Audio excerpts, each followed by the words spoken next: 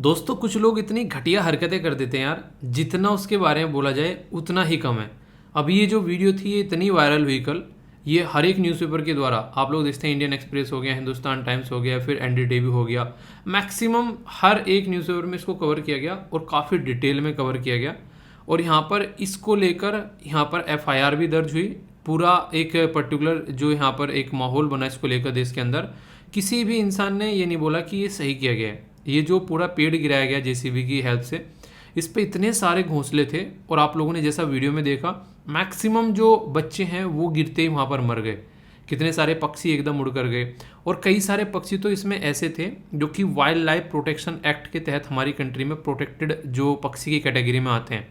तो जैसे ही यहाँ पर ये वीडियो वायरल हुई, आप लोग एक बात देखो, अभी ये वीडियो वायरल हो गई तो ये वीडियो, इसका न्यूज़ का पता चल गया सबको। अगर ये वीडियो वायरल ही ना होती तो ऐसे कितने सारे और भी इंसिडेंट होते होंगे, किसी को पता चलता उसके बारे में। तो यहाँ पर ये एक अच्छी बात बोल सकते हैं कि सामने खड़े किसी इंसान ने इसको रिकॉर्ड कर लिया और ये पूरा सिचुएशन जो आप लोगों ने यहाँ पर देखा, इसके चलते जैसे ये वीडियो वायरल हुई तुरंत यहाँ पर देखा गया तो एफआईआर रजिस्टर की गई जेसीबी ड्राइवर के खिलाफ, उसको अरेस्ट भी कर लिया गया है और यहाँ पर अभी मुद्दे को आगे भी लेकर चला जाएगा। तो ये पता होते होते एक तो ऐसा था कि यार पता नहीं था कि हाँ, बिना एक नॉलेज के यहाँ पर ये काम हो गया। जैसे मैं आप लोगों को बताता हूँ, अभी था क्या, बेसिकली घर पे गया था मैं, तो जो एक दरवाजा था ना, खिड़की, तो एक खिड़की के ऊपर वहाँ पर उसने चिड़िया ने घोंसला बना रखा था। तो वहाँ चिड़िया जो थी उनका जो घोंसला था, तो मुझे लगा कि जैसे नॉर्मल कबूतर के अंडे मैंने देखे हैं घर पे, जब दादाजी थे तो कबूतर के अंडे बहुत सारे हुआ करते थे। तो मुझे लगा कि अब यहाँ से चिड़िया इसमें से निकल के चले गई हैं, तो मैंने उसको घोंसले को उतार के जो है उसको मैंने नीचे रखा।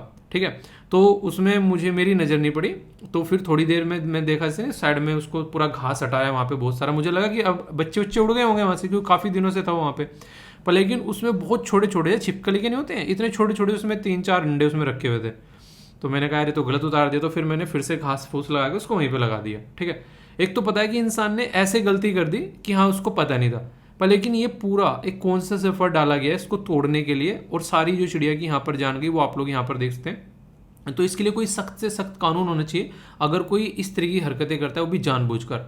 तो ये थी पूरी वीडियो। आई होप कि आप लोग अगर कभी भी ऐसी चीज़ें होंगी, गर्मियों में यार इतनी गर्मी होती है, लोग छत पर पानी रखते हैं ताकि चिड़िया पेड़ ये इस तरीके जो पक्षी हैं थोड़े बच जाएं, लोग इस तरीके से काम करते हैं। और ये अलग ही डायरेक्शन में गंगा बह रही है, मतलब अंदर से दुख होता है यार इन चीज़ों को देख के। चलिए, जो भी ये न्यूज़ थी पर याद रखिएगा कुछ पक्षी ऐसे होते हैं हमारे देश में जिनको वाइल्ड लाइफ प्रोटेक्शन एक्ट के तहत यहाँ पर प्रोटेक्शन प्रोवाइड कराई जाती है। ओके, तो दोस्तों आज का इंपॉर्टेंट न्यूज़ एनालिसिस जो है बहुत शानदार रहने वाला है। 3 सितंबर है, बहुत सारे इंपॉर्टेंट आर्टिकल डिस्कस करेंगे। और इंपॉर्टेंट न्यूज़ एनालिसिस इसलिए नाम है इसका क्योंकि इसके अंदर अलग अलग न्यूज़पेपर के आर्टिकल आप लोगों को देखने को मिलते हैं। The Hindu, Indian express, mainly तो ये 2 सोर्स होते हैं, और पीआईबी और डाउन टू अर्थ के भी कई सारे आप लोगों को यहाँ पर आर्टिकल देखने को मिलते हैं। आज जो आर्टिकल डिस्कस करूंगा उनको सुनकर आप लोगों को बहुत शानदार मजा आने वाला है, क्योंकि रियलिटी में कई सारे आर्टिकल आप लोगों को देखने को मिलेंगे जिनको सुनकर आप लोगों का इन्हें कहते हैं चक्षु खुल जाएंगे। जिसमें से एक क्वाड वाला आर्टिकल है, इसमें इतनी इन्फॉर्मेशन है, इतनी सारी समिट्स के बारे में बातें कर रखी है, मतलब आप लोग ये समझिए आने वाली बहुत सारी समिट्स है, इसमें से आप लोगों के 2-3 क्वेश्चन बन जाएंगे, इतनी सारी न्यूज़ इसके अंदर में। और अभी इंपॉर्टेंट इसलिए भी है क्योंकि आप लोगों को पता है शिंजो एबे साहब जो हैं हमारे बीच में नहीं रहे, तो इस तरीके से समझ सकते हैं। बहुत वायरल हुई न्यूज़, केजरीवाल साहब जो हैं अभी यहाँ पर कई सारी चीज़ें बांटने जा रहे हैं अभी गुजरात के अंदर में, तो उसके बारे में भी बात करूंगा। प्लास्टिक के बारे में थोड़ी सी बात करूंगा आप लोगों से, और भी बहुत सारे इंपॉर्टेंट आर्टिकल आप लोगों को देखने को मिलेंगे।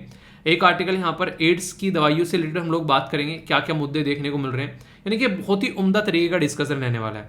और इसी के साथ में आप लोगों को छोटा सा काम करना है जो मैं आप लोगों से एक्सपेक्ट भी करूंगा।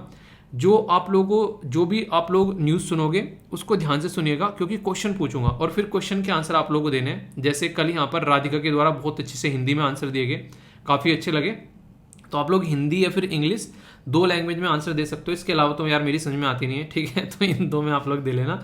और नेक्स्ट यहाँ पर दिए गए अक्षिता के द्वारा, ठीक है, तो दोनों के द्वारा काफ़ी अच्छे आंसर दिए गए, ठीक है। तो यहाँ पर आप लोग पार्टिसिपेट करिए अच्छे से, और फिर आप लोगों से यहाँ पर सारी चीज़ें एक एक पॉइंट जो है मैं डिस्कस करूँगा।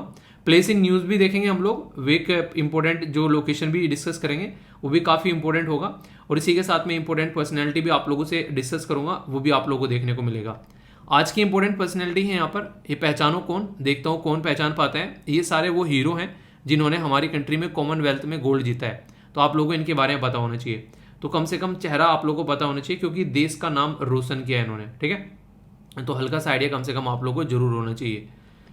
बड़ी ही शानदार बात यार यहाँ पर बोली गई है, बोला गया कि स्पीड ब्रेकर कितना भी बड़ा हो, गति धीमी करने से, अगर गति थोड़ी सी धीमी होती है तो हल्का सा झटका लगेगा, ठीक है। उसी तरह मुसीबत जो आती है ना जिंदगी में, वो आप लोग को एक तरीके से, कई बार क्या होता है, देखो हम लोग देखे दो तरीके से चीज़ों को आप लोग समझ सकते हैं।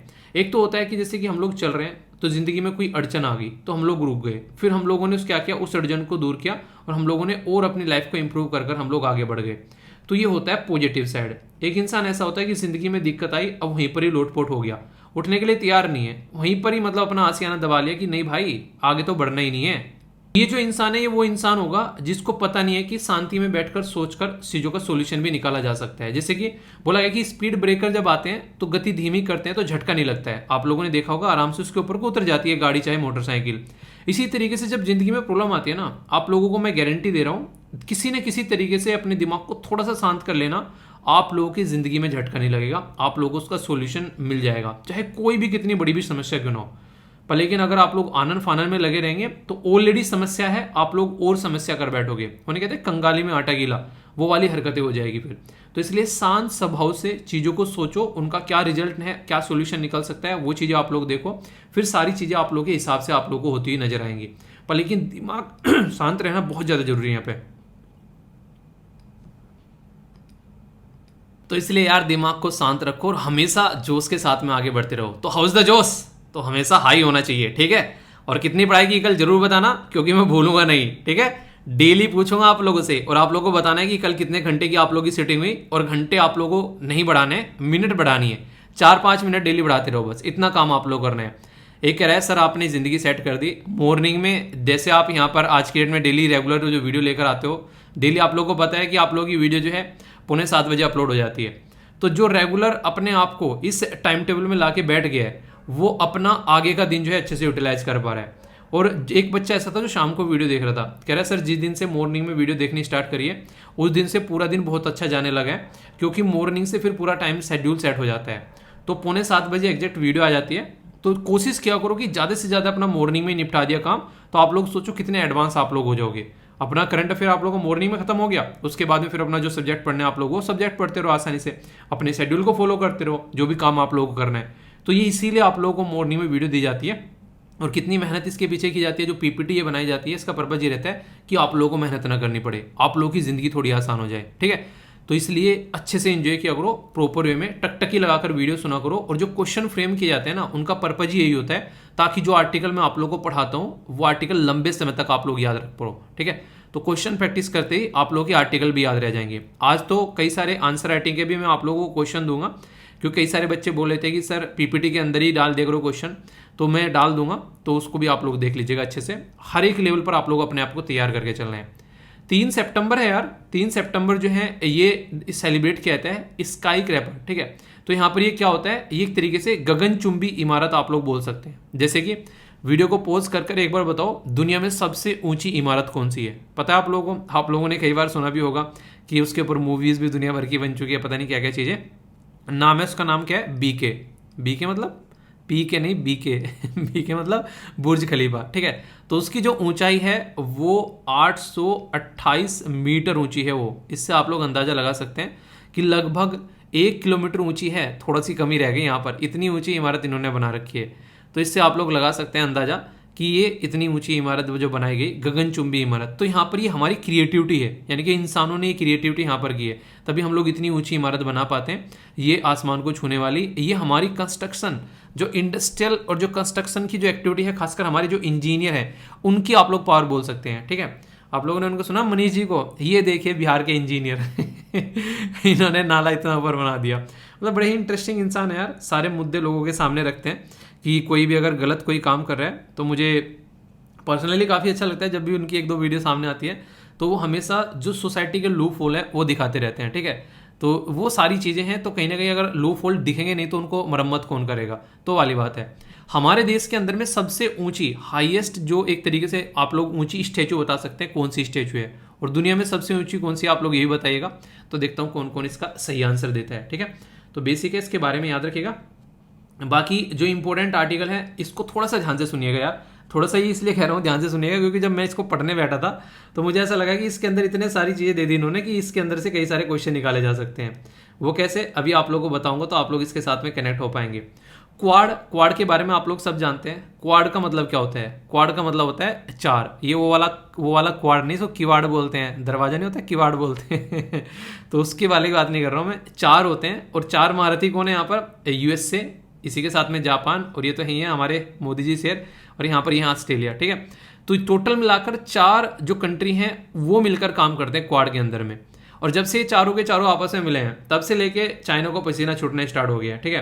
यानी आप लोगों ने मूवी देखी होगी जो अजय देवगन वाली, उसमें उन्हें सारे पुलिस वालों को लेकर आ जाता है, कह रहा है नहीं तू तो चीटिंग कर रहा है मेरे साथ में, सब पुलिस वालों को ले आए यहाँ पे, ठीक है, ये चीटिंग है तो वही वाली बात है, चाइना बोलता है मोदी जी को यार तुम तो चीटिंग कर रहे हो, तुम सबको मेरे खिलाफ लेकर आ गए, तो ये गलत है। तो चाइना को डर लगता है, तो थोड़ा सा डर अच्छा है, ठीक है। तो वही बाहुबली मूवी वाला डायलॉग कि इतना डर अच्छा लगता है, मतलब एक तरीके से ना गुस्सा अच्छा लगता है इस शाही परिवार की बहू के ऊपर।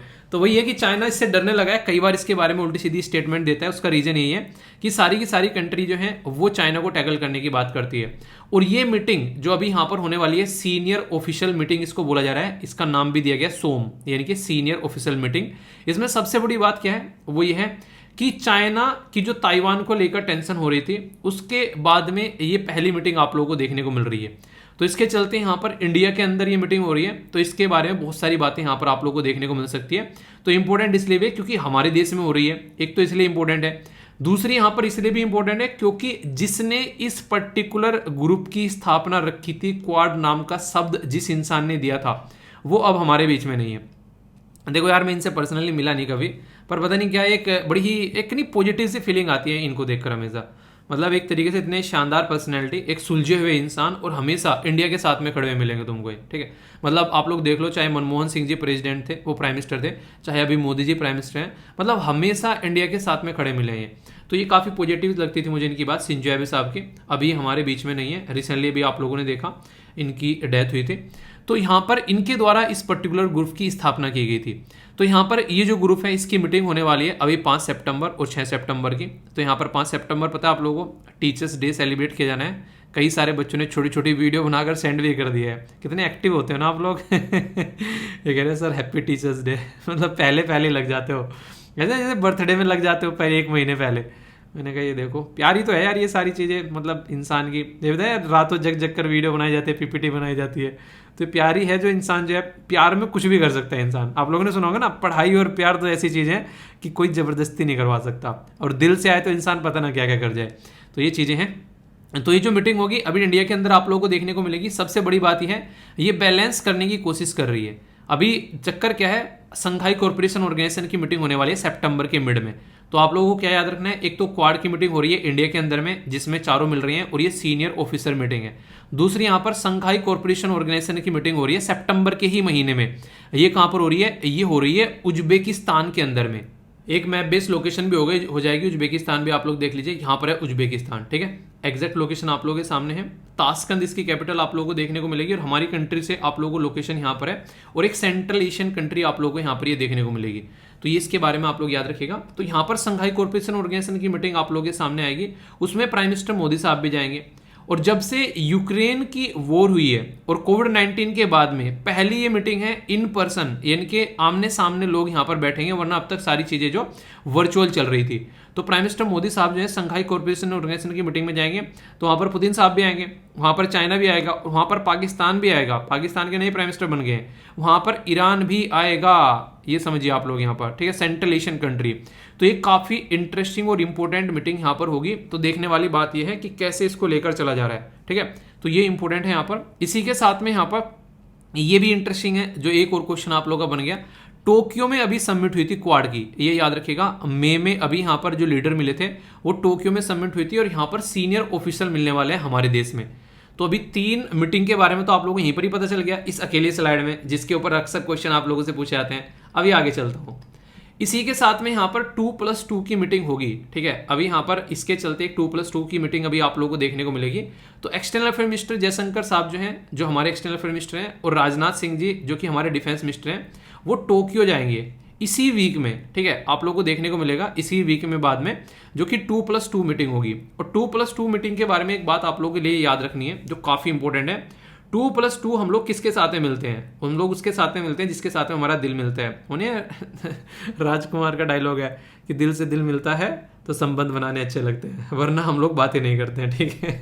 तो क्वाड के जो मेंबर हैं उसके साथ में 2+2 मीटिंग हम लोग करते हैं, ठीक है। क्वाड के जो मेंबर है, 3 मेंबर बच गए। एक तो आप लोगों को देखने को मिलेगा इंडिया के अलावा जापान, ऑस्ट्रेलिया और यूएसए। एक ऐसा इंसान है जिसके साथ में हमारा दिल मिलता है, वो है पुतिन। तो यहाँ पर पुतिन के साथ में दिल मिलता है हमारा। तो टोटल मिलाकर यहाँ पर क्वाड के 3 मेंबर प्लस पुतिन, इनके 4 ऐसे लोग हैं जिनके साथ में हमारी 2+2 मीटिंग होती है। तो ये काफी इंपॉर्टेंट है, यहाँ से क्वेश्चन आप लोगों को ऑलरेडी एग्जाम में पूछे जा चुके हैं। तो 4 मीटिंग के बारे में बता दिया। एक 5वीं मीटिंग और आप लोगों को यहाँ पर पता होना चाहिए। हमारे जो कॉमर्स मिनिस्टर है पीयूष गोयल साहब, वो यूएसए ट्रेवल करने वाले हैं सितंबर के महीने में, यहाँ पर अभी 5 से 10 सितंबर में। और यहाँ पर Indo Pacific economic forum ministerial meeting होने वाली है, जो कि अभी रिसेंटली अनाउंस की गई थी। और ये कहाँ पर होगी? ये लॉस एंजलिस में होगी, ठीक है। ये यहाँ पर अभी जो प्रेसिडेंट जो है जो बाइडन का पूरा नाम है जोसेफ बाइडन, ठीक है। तो याद रखिएगा, कभी कल को पूरा नाम आ जाए बोले यार ये कहाँ से आ गया। तो मई के महीने में यहाँ पर बेसिकली ये मीटिंग की गई थी स्टार्ट, ठीक है। तो ये 5वीं मीटिंग आप लोगों को यहाँ पर देखने को मिल रही है। और इसी के चलते हमारा जो लाइन ऑफ एक्चुअल कंट्रोल पे मुद्दा चल रहा था, और उसके बाद में भी यहाँ पर अभी हम लोगों ने उसको सुलझाना स्टार्ट किया है। तो देखते हैं कितने यहाँ पर डिसएंगेजमेंट हो पाती है। तो प्रेसिडेंट जो है शी जिनपिंग, उसके साथ में मिला जाएगा। मतलब इस दुनिया में अगर आज की डेट में मुझे सबसे बदतमीज कोई इंसान लगता है ना, सबसे ढीठ इंसान लगता है, जिसको कितना भी बोल लो उसको कुछ फर्क नहीं पड़ने वाला है, वो है शी जिनपिंग आज की डेट में। मतलब इसको सब गाली दे रहे हैं चारों तरफ से, मतलब बीच में खड़ा होकर सब गरिया रहे हैं चारों तरफ से, पर इस इंसान को कोई फर्क नहीं पड़ रहा है। तुमको जो बोलना है बोल लो, ठीक है। तो ये इतना बदतमीज इंसान है। तो ये आज की डेट में हर एक कंट्री के साथ में आप लोगों को देखने को मिलेगा, उल्टी सीधी हरकतें करता हुआ नजर आता है। मैक्सिमम पड़ोसी के साथ में इसके रिलेशन तुमको खराब नजर आएंगे, तो ये वो हरकतें करता है। तो ये तो हो गई बेसिक चीजें। एक और यहाँ पर इंपॉर्टेंट न्यूज है, इसी ड्यूरेशन में बांग्लादेश की प्राइम मिनिस्टर शेख हसीना जो है वो अपनी विजिट स्टार्ट करेंगी इंडिया के अंदर में। तो ऐसा लग रहा है जब मैंने पूरी न्यूज़ पढ़ी उन्हें कहता है कि कोविड-19 की वजह से सब रुके पड़े थे और एकदम जैसे नहीं कि चलो पार्टी करते हैं, तो वाली बात है। तो सब खूब पार्टी चलती है, जाते हैं, खाते हैं, पीते हैं, मौज उड़ाते हैं, घूम के आते हैं, एक मूड फ्रेश भी होता है और बात भी करते हैं, तो इंटरनेशनल रिलेशन भी आगे बढ़ते हैं। तो ये सारी चीज़ें, तो ये काफ़ी एक शानदार तरीके की आप लोग न्यूज़ बोल सकते हैं। अभी इसकी बैकग्राउंड इन्फॉर्मेशन तो वो यहाँ पे मैंने आप लोग को बता दिया। स्टार लगा लेना, जितने स्टार लगाओ उतने कम है। शिंजो एबे साहब जो कि जापान के प्राइम मिनिस्टर थे, इनके द्वारा बोला गया था यार एक ऐसा ग्रुप होना चाहिए। तो उस ग्रुप की स्थापना जो है इनके द्वारा रखी गई थी, जो ग्रुप अभी आगे बढ़ रहा है। ये free, open and prosperous Indo Pacific region चाहते थे। इंटरेस्टिंग चीज यहाँ पर इस पूरी न्यूज में एक ही है कि इनके द्वारा बोला गया इंडो पैसिफिक शब्द, उससे चाइना को इतनी मिर्च लगी कि आज तक भी चाइना जो है उस मिर्च को जो है धुल नहीं पा रहा है। मतलब इंडो पैसिफिक जो शब्द इनके द्वारा बोला गया, इनके द्वारा ये शब्द इसलिए बोला गया क्योंकि इंडियन ओशियन के नाम पर इनके द्वारा इंडिया यूज किया गया, ठीक है, और पैसिफिक के नाम पर यहाँ पर पैसिफिक यूज किया गया। तो इंडो जब शब्द यूज करते हैं तो चाइना को मिर्च लगती है। चाइना कहता है एशिया बोला करो, इंडो मत बोला करो, ठीक है। तो वो चाहता है कि एशिया में चाइना का दबदबा रहे, लोग जो है चीनी पिए, कोई भी जो है इंडिया का नाम न ले, ठीक है। तो ये कंडीशन है जिसकी वजह से यहाँ पर ये भाई साहब चिढ़ता है। तो यहाँ पर ये थे, इनको चिढ़ाना था, उन्हें चिढ़ने वाले को और चिढ़ाना चाहिए और मजा आता है तो इन्होंने पूरा मजा लिया चाइना का। तो ये यहाँ पर इनके द्वारा ग्रुप रखा गया और उसमें इंडो पैसिफिक बोला इन्होंने घूम घूम का। फिर उसके बाद में इनका एक दोस्त आ गया जो कि था कौन, ट्रम्प भाई साहब। तो डोनाल्ड ट्रम्प चचा ने फिर और मजे लिए चाइना के, उन्होंने तो खूब कूद के उसको इंडो पैसिफिक बोला, ठीक है। और कोरोना वायरस को चाइनीज वायरस बोलना स्टार्ट कर दिया वो तो जब तक आप लोगों को एक बात नहीं लगती है, जब तक वो इंसान था और यूएसए का प्रेसिडेंट, तब तक मतलब इंटरनेशनल रिलेशन में एक अलग ही मजा आ रहा था, ठीक है। और कुछ नहीं तो जाके नॉर्थ कोरिया के जो लीडर से जाकर मिला, चाचा भतीजा दोनों ने मिलकर बात करी उस टाइम पर। मतलब कुछ भी जो मन में आता था वो किसी कुछ नहीं सुनता था, अपनी अलग ही टोन में रहता था। उठते ही कुछ भी ट्विटर पे ट्वीट कर दे जाके, ठीक है, शाम को सो रहा, सुबह कुछ और चल रहा है। तो वो इस तरीके का इंसान था, अलग अलग ही लेवल पे खेला करता था। ये फर्स्ट इंसान थे जिनके द्वारा यहाँ पर 2017 में इसके बारे में बातें की गई ग्रुप में। और ऑस्ट्रेलिया ने पहले इसको वापस खींच लिया था क्योंकि चाइना ने प्रेशर डाला था ऑस्ट्रेलिया के ऊपर। फिर आगे चलकर 2017 में सारे इकट्ठे हो गए और यहाँ पर एक क्वाड्रिलेटरल कोएलिशन बना जिसमें ये 4 कंट्री हैं आज की डेट में, ठीक है। तो ये कुछ बेसिक बातें हैं, आई होप कि आप लोगों के माइंड में इसको लेकर क्लैरिटी आई होगी। कंफ्यूजन हो तो कंफ्यूजन को यहीं पर छोड़कर जाना, ठीक है। तो बेसिक न्यूज़ है विद बैकग्राउंड इन्फॉर्मेशन। अरे यार आप लोगों की आंसर राइटिंग कोटेशन रह गई, फिर चिल्लाओगे सर हमारी कोटेशन तो आपने दी नहीं, ठीक है। एक आध दिन छुट भी जाया करे तो ज़्यादा प्रेशर मत डाला करो, ठीक है। डेली डेली नहीं, इतनी सारी 365 दिन के 365 दिन कोटेशन अगर डिस्कस करूँगा आंसर राइटिंग की, इतनी कहाँ लेकर जाओगे। इकट्ठी कर लो अपनी कोई ऐसी 50 100 150 कोटेशन, वो काफ़ी है। पर फिर भी कुछ रिवाइज होती रहेंगी कुछ में, तो मैं डाल दिया करता हूँ, ठीक है। ये सारी कोटेशन आप लोगों को इकट्ठी मिल जाती है SLV पीडिया वाले टेलीग्राम पर, तो आप लोग जाकर इसको एंजॉय कर लेना। बाकी जो PDF थी आप लोगों की मंथली वाली, वो मैं प्रोवाइड करा दूंगा। और किस किस ने मंथली वीडियो देख लिया बताइए जरा। और आप लोगों ने, कईयों ने सजेशन दिए, कई सारे बच्चे बोले सर इंटरनेशनल रिलेशन भी मंथली वीडियो में ऐड कर देना। हाँ यार, आगे से इंटरनेशनल रिलेशन भी होंगे, और भी कई सारी चीज़ें मेरे दिमाग में आई है और आप लोगों ने सजेशन दिया है, वो भी होगा, ठीक है। SLV पीडिया पर एक काफ़ी इंटरेस्टिंग ये एक स्लाइड शेयर की गई है, कुछ इंपॉर्टेंट चीज़ें हैं, कुछ ये जो आप लोगों के थॉट्स हैं, स्लोगन है, जिनके ऊपर क्वेश्चन पूछे जाते हैं। और ये स्लाइड एक स्टूडेंट ने शेयर करी है, पर्सनली मुझे काफ़ी अच्छी लगी, ठीक है। ये इंपॉर्टेंट स्कीम है और यहाँ पर ये उनकी मिनिस्ट्री लिखी गई है, तो एक छोटी सी स्लाइड में बहुत सारी चीज़ें कवर कर दी इन्होंने, ठीक है। तो ये पहली बार इन्होंने PPT तैयार की है, लिखा भी है नीचे, तो मुझे लगा कि शेयर कर दो टेलीग्राम पर, आप लोगों को फायदा होगा, तो इसको भी आप लोग देख लेना। और बाकी आंसर राइटिंग ग्रुप में तो आप लोग को आंसर करना ही है जाकर, ठीक है, इसमें कोई टेंशन ही नहीं है, वो आप लोग जरूर करिएगा। डेली जो आंसर लिखते हैं, एक दूसरे का आंसर भी रिव्यू करना है, तभी कुछ नई चीज़ें आप लोग सीख पाओगे, ओके। तो ये हैं 3 चीज़ें। और बाकी अब तो नहीं आ रहा इनअप्रोप्रिएट, या अब भी आ रहा है, मतलब कल परसों भी कोई देख रहा है तो उसको इनअप्रोप्रिएट आ रहा है,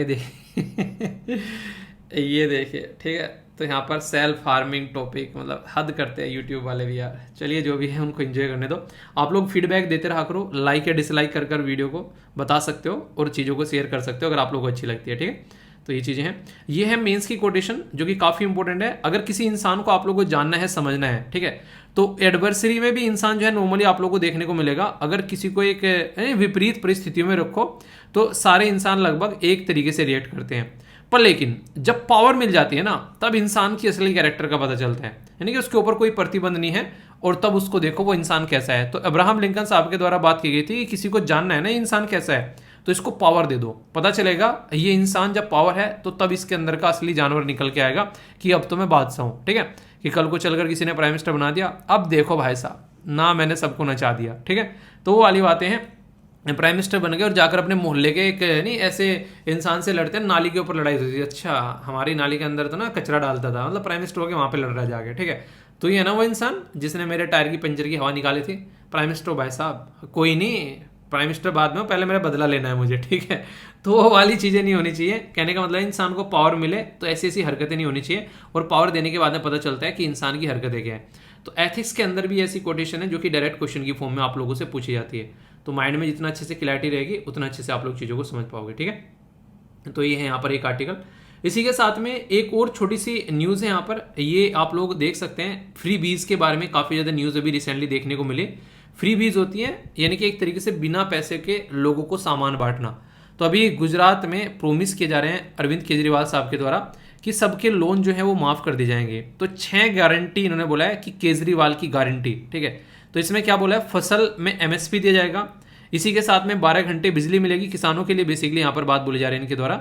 जमीन के जो भी सर्वे है उनको रद्द किया जाएगा और फिर से नया लेकर आएंगे, और 20,000 पर एकड़ के हिसाब से मुआवजा दिया जाएगा। इसी के साथ में नर्मदा रिवर के बारे में इनके द्वारा बात की गई, और 2 लाख तक का कर्ज माफ किया जाएगा। तो ये सारी बातें यहाँ पर बोली गई हैं। तो इसी को लेकर अभी सुप्रीम कोर्ट के अंदर यहाँ पर जो जजेस हैं उनके द्वारा भी कुछ बातें बोली गई थी कि कैसे डिफाइन करोगे कि ये फ्री बीज हैं या फिर ये रिक्वायरमेंट है लोगों के लिए। मतलब आप लोग ऐसे सोचिए, जैसे किसी इंसान को भी साउथ इंडिया में किसी इंसानों को टीवी बांट दिए, ठीक है, उठा के। तो यहाँ पर जब टीवी बांटे गए तो पूछा गया कि भाई साहब ये टीवी क्यों बांटे गए, तो फ्री बीज में आता है। कह रहे नहीं, टीवी इसलिए बांटे हैं ताकि हम लोग इनको अपनी स्कीम के बारे में बता सकें। अरे भाई साहब, जो स्कीम तुम लेकर आते हो ना, वो स्कीम ग्राउंड पर इम्प्लीमेंट भी नहीं होती है, ठीक है। तो वो वाली चीज़ें आप लोगों को देखने को मिलती है, अवेयरनेस फैला सके। और ये तो वही बात हो गई कि एक तरीके से ना कि कुछ भी इस तरीके से बातें बोल दी जाए कि सामने वाले को ये AC क्यों दे रहे हो, तो AC इसलिए दे रहे हैं ताकि टीवी चलाकर बैठकर आसानी से हमारी स्कीम के बारे में समझ सके। गर्मी में हमारी स्कीम समझ में नहीं आती है इनको। अरे बेसिक चीज़ें होती हैं यार लोगों को देने वाली, पानी, बिजली, सड़कें, वो समझ में आता है, एजुकेशन, हेल्थ, तो उनके बारे में तो समझ में आता है। तो आप लोग फ्री बीज तो वो है। बाकी आप लोग बताओ, आप लोग की क्या राय है इसके बारे में, कितनी चीज़ें लोगों को फ्री बांटनी चाहिए और कितनी नहीं बांटनी चाहिए, ठीक है। फ्री एक अलग चीज़ है, अफोर्डेबल एक अलग चीज़ है। मेरे हिसाब से अफोर्डेबल होनी चाहिए। अफोर्डेबल में क्या फ़ायदा रहता है कि सामने वाला अगर थोड़ा सा पे भी करता है ना, एक तो सामने वाले को ये लगता है कि उसको कोई भीख में नहीं दे रहा है, ठीक है, उसको ये लगता है कि हाँ मैंने 1 रुपया दे के किया पर लेकिन मैंने अपनी जेब से पैसा दिया है तो हक से खाएगा। जैसे नहीं खाना बांटते हैं कई जगह आप लोगों ने देखा होगा, 4-4 5-5 रुपए में थाली देते हैं वो, और खाना रहता है वो लगभग 50-60 रुपए का क्वालिटी वाला, तो उसमें लोग अपनी हक से खाना खाते हैं वहाँ पर। तो इसीलिए कहते हैं कि लोगों को उनके पैरों पर खड़ा होना सिखाओ, ना कि यहाँ पर रियलिटी में इस तरह की चीज़ें करो। आप लोग इसके बारे में क्या बोलेंगे, आप लोग अपनी राय बता सकते हैं। तो ये थी एक न्यूज़, ठीक है। ये एक प्लास्टिक वाला है, पॉलिथीन वाला आर्टिकल है यहाँ पर। ये आर्टिकल अभी रिसेंटली आप लोगों ने देखा, हमारे देश में 1 जुलाई से पॉलिथीन जो है, पॉलिथीन में भी कौन सा, सिंगल यूज प्लास्टिक जो है वो बैन कर दी गई है। आप लोगों को लगता है रियलिटी में बैन हो गई है? आप लोग बताइए अपने आसपास, आप लोगों ने देखा होगा, क्या रियलिटी में बैन हो गई है, येस या फिर नो? तो देखिए आप लोग और बताइए कि क्या रियलिटी में बैन हुई है क्या, क्योंकि मुझे तो हर जगह कहीं ना कहीं देखने को मिल जाती है, कहने के लिए बैन है पर आप लोगों को ये देखने को मिली जाती है। तो सिंगल यूज प्लास्टिक जो है, बोला जा रहा है कि इसका आज की डेट में इम्पैक्ट क्या पड़ता है इन्वायरमेंट के ऊपर, और इसी के साथ में जो अमेंडमेंट लाए जा रहे हैं रूल, इसको ऑल्टर करके क्या वो रियलिटी में हम लोग इंप्लीमेंट कर रहे हैं। सबसे पहले तो ये पता होना चाहिए सिंगल यूज प्लास्टिक क्या होती है। सिंगल यूज मतलब एक बार यूज करी और फेंक दी, जैसे कि आप लोग यहाँ पर देखते हैं ये सारी सिंगल यूज प्लास्टिक है। अगर आप लोगों को मोटे मोटे तौर पर बताऊं, जैसे आप लोगों ने नॉर्मली देखा होगा, जो भी आप लोग स्ट्रॉ वगैरह यूज़ करते हैं, कुछ खाते पीते हैं, जैसे कि यहाँ पर ये सारी चीज़ें होगी, पॉलीथीन का बैग हो गया, कॉफ़ी का कप हो गया, पानी पीने जो जूस पीने में स्ट्रॉ यूज़ कर रहे हैं, ये प्लास्टिक की कैरेट आती है, ठीक है, प्लास्टिक के ये आते हैं, ठीक है। डिस्पोज यहाँ पर एक तरीके से डाइपर्स वगैरह जो बच्चों के होते हैं, डाइपर्स भी 500 साल तक पड़े रहेंगे यहाँ पर, अगर कोई बच्चे का एक डायपर फेंका जाता है, आप लोग समझ सकते हैं। तो ये सारे हमको बायोडिग्रेडेबल बनाने चाहिए, पहले तो इसके ऊपर फोकस करना चाहिए। और इसी के चलते जब 73rd यानी कि 73वां स्वतंत्रता दिवस सेलिब्रेट किया गया था 2019 में, उस टाइम पर प्राइम मिनिस्टर मोदी साहब के द्वारा बोला गया था कि 2022 में हम लोग सिंगल यूज प्लास्टिक को बंद कर देंगे। तो उसी को ध्यान में रखते हुए यहाँ पर कानून लेकर आया गया और सिंगल यूज प्लास्टिक को बंद कर दिया गया। अब 5 साल की कैद है और 1 लाख रुपए का जुर्माना, या फिर दोनों आप लोगों को देखने को मिल सकते हैं अगर सिंगल यूज प्लास्टिक जो है कोई यूज करता हुआ पाया जाता है। तो ये बात आप लोग जरूर याद रखिएगा। इसके ऊपर मैंने अलग से एक वीडियो भी बनाई थी, आप लोगों ने शायद देखी होगी। तो अभी हमारे देश में कानून है, बेसिकली कानून क्या है, कानून यहाँ पर ये है जिनको बोलते हैं plastic waste management amendment rule 2021। इसका मतलब ये है कि यहाँ पर ये जो रूल बनाए गए, इसमें ये बोला गया प्लास्टिक खरीदने, प्लास्टिक पहले तो खरीदेगा तो बाद में, पहले बेचने वाला, प्लास्टिक कोई बेचने वाला, प्लास्टिक कोई खरीदने वाला, प्लास्टिक को ट्रांसपोर्ट करके एक जगह से दूसरी जगह पर ले जाना, प्लास्टिक का डिस्ट्रीब्यूशन करना, प्लास्टिक को मार्केट में सेल करना, ये सारी चीज़ें जो हैं इलीगल हो चुकी हैं हमारे देश में 1 जुलाई से। तो अगर कोई भी प्लास्टिक यूज़ करता हुआ पाया जाता है, आप इसमें आप खुद भी हो सकते हो, तो आप लोगों को अपने आप से जुर्माना दे देना चाहिए। आप लोग इंटरेस्टिंग चीज़ बताओ, एक कॉन्सेप्ट जर्मनी के अंदर एक कॉन्सेप्ट फॉलो किया जाता है जिसको बोलते हैं सेल्फ पनिशमेंट। सेल्फ पनिशमेंट इसका मतलब क्या होता है, अगर आप लोगों ने कोई गलती की है ना, आप लोग अपने आप को पनिश करो खुद से, कोई और आप लोगों को पनिश न करे। इससे क्या होगा, इससे सबसे बड़ी बात यहाँ पर ये रहती है कि इंसान के अंदर में डिसिप्लिन आ जाता है। जर्मनी में आज की डेट में आप लोगों लोग जो है काफ़ी ज़्यादा डिसिप्लिन नजर आएंगे, क्योंकि इंसान जो है उनको, अगर आप लोग सोचो किसी दुकान पर आप लोग जा रहे हो और वहाँ पर कोई एक तरीके से मालिक नहीं बैठा है, वहाँ पर क्या करना है, कोई प्रोडक्ट आप लोगों को उठाना है और गले में पैसे डालने हैं और निकल जाना है। अगर इंडिया में ऐसा छोड़ दो तो मुझे लगता है शायद गले में आप लोगों को कोई पैसा ही ना मिले, सारी चीज़ें आप लोगों को साफ मिले वहाँ से। तो ऐसा माहौल आप लोगों को देखने को मिलेगा। तो ये हरकतें हैं हमारे देश के अंदर में। आज में चप्पल छोड़ दो ना बाहर, तो चप्पल ना मिले आप लोगों को, ऐसी चीज़ें आप लोग देख सकते हैं। पर लेकिन सब जगह नहीं है, कुछ एरिया ऐसे भी हैं जहाँ पे अच्छी चीज़ें हैं। एक राजस्थान के अंदर कोई मेरा एक फ्रेंड था, उसके द्वारा अपना एक्सपीरियंस शेयर किया गया।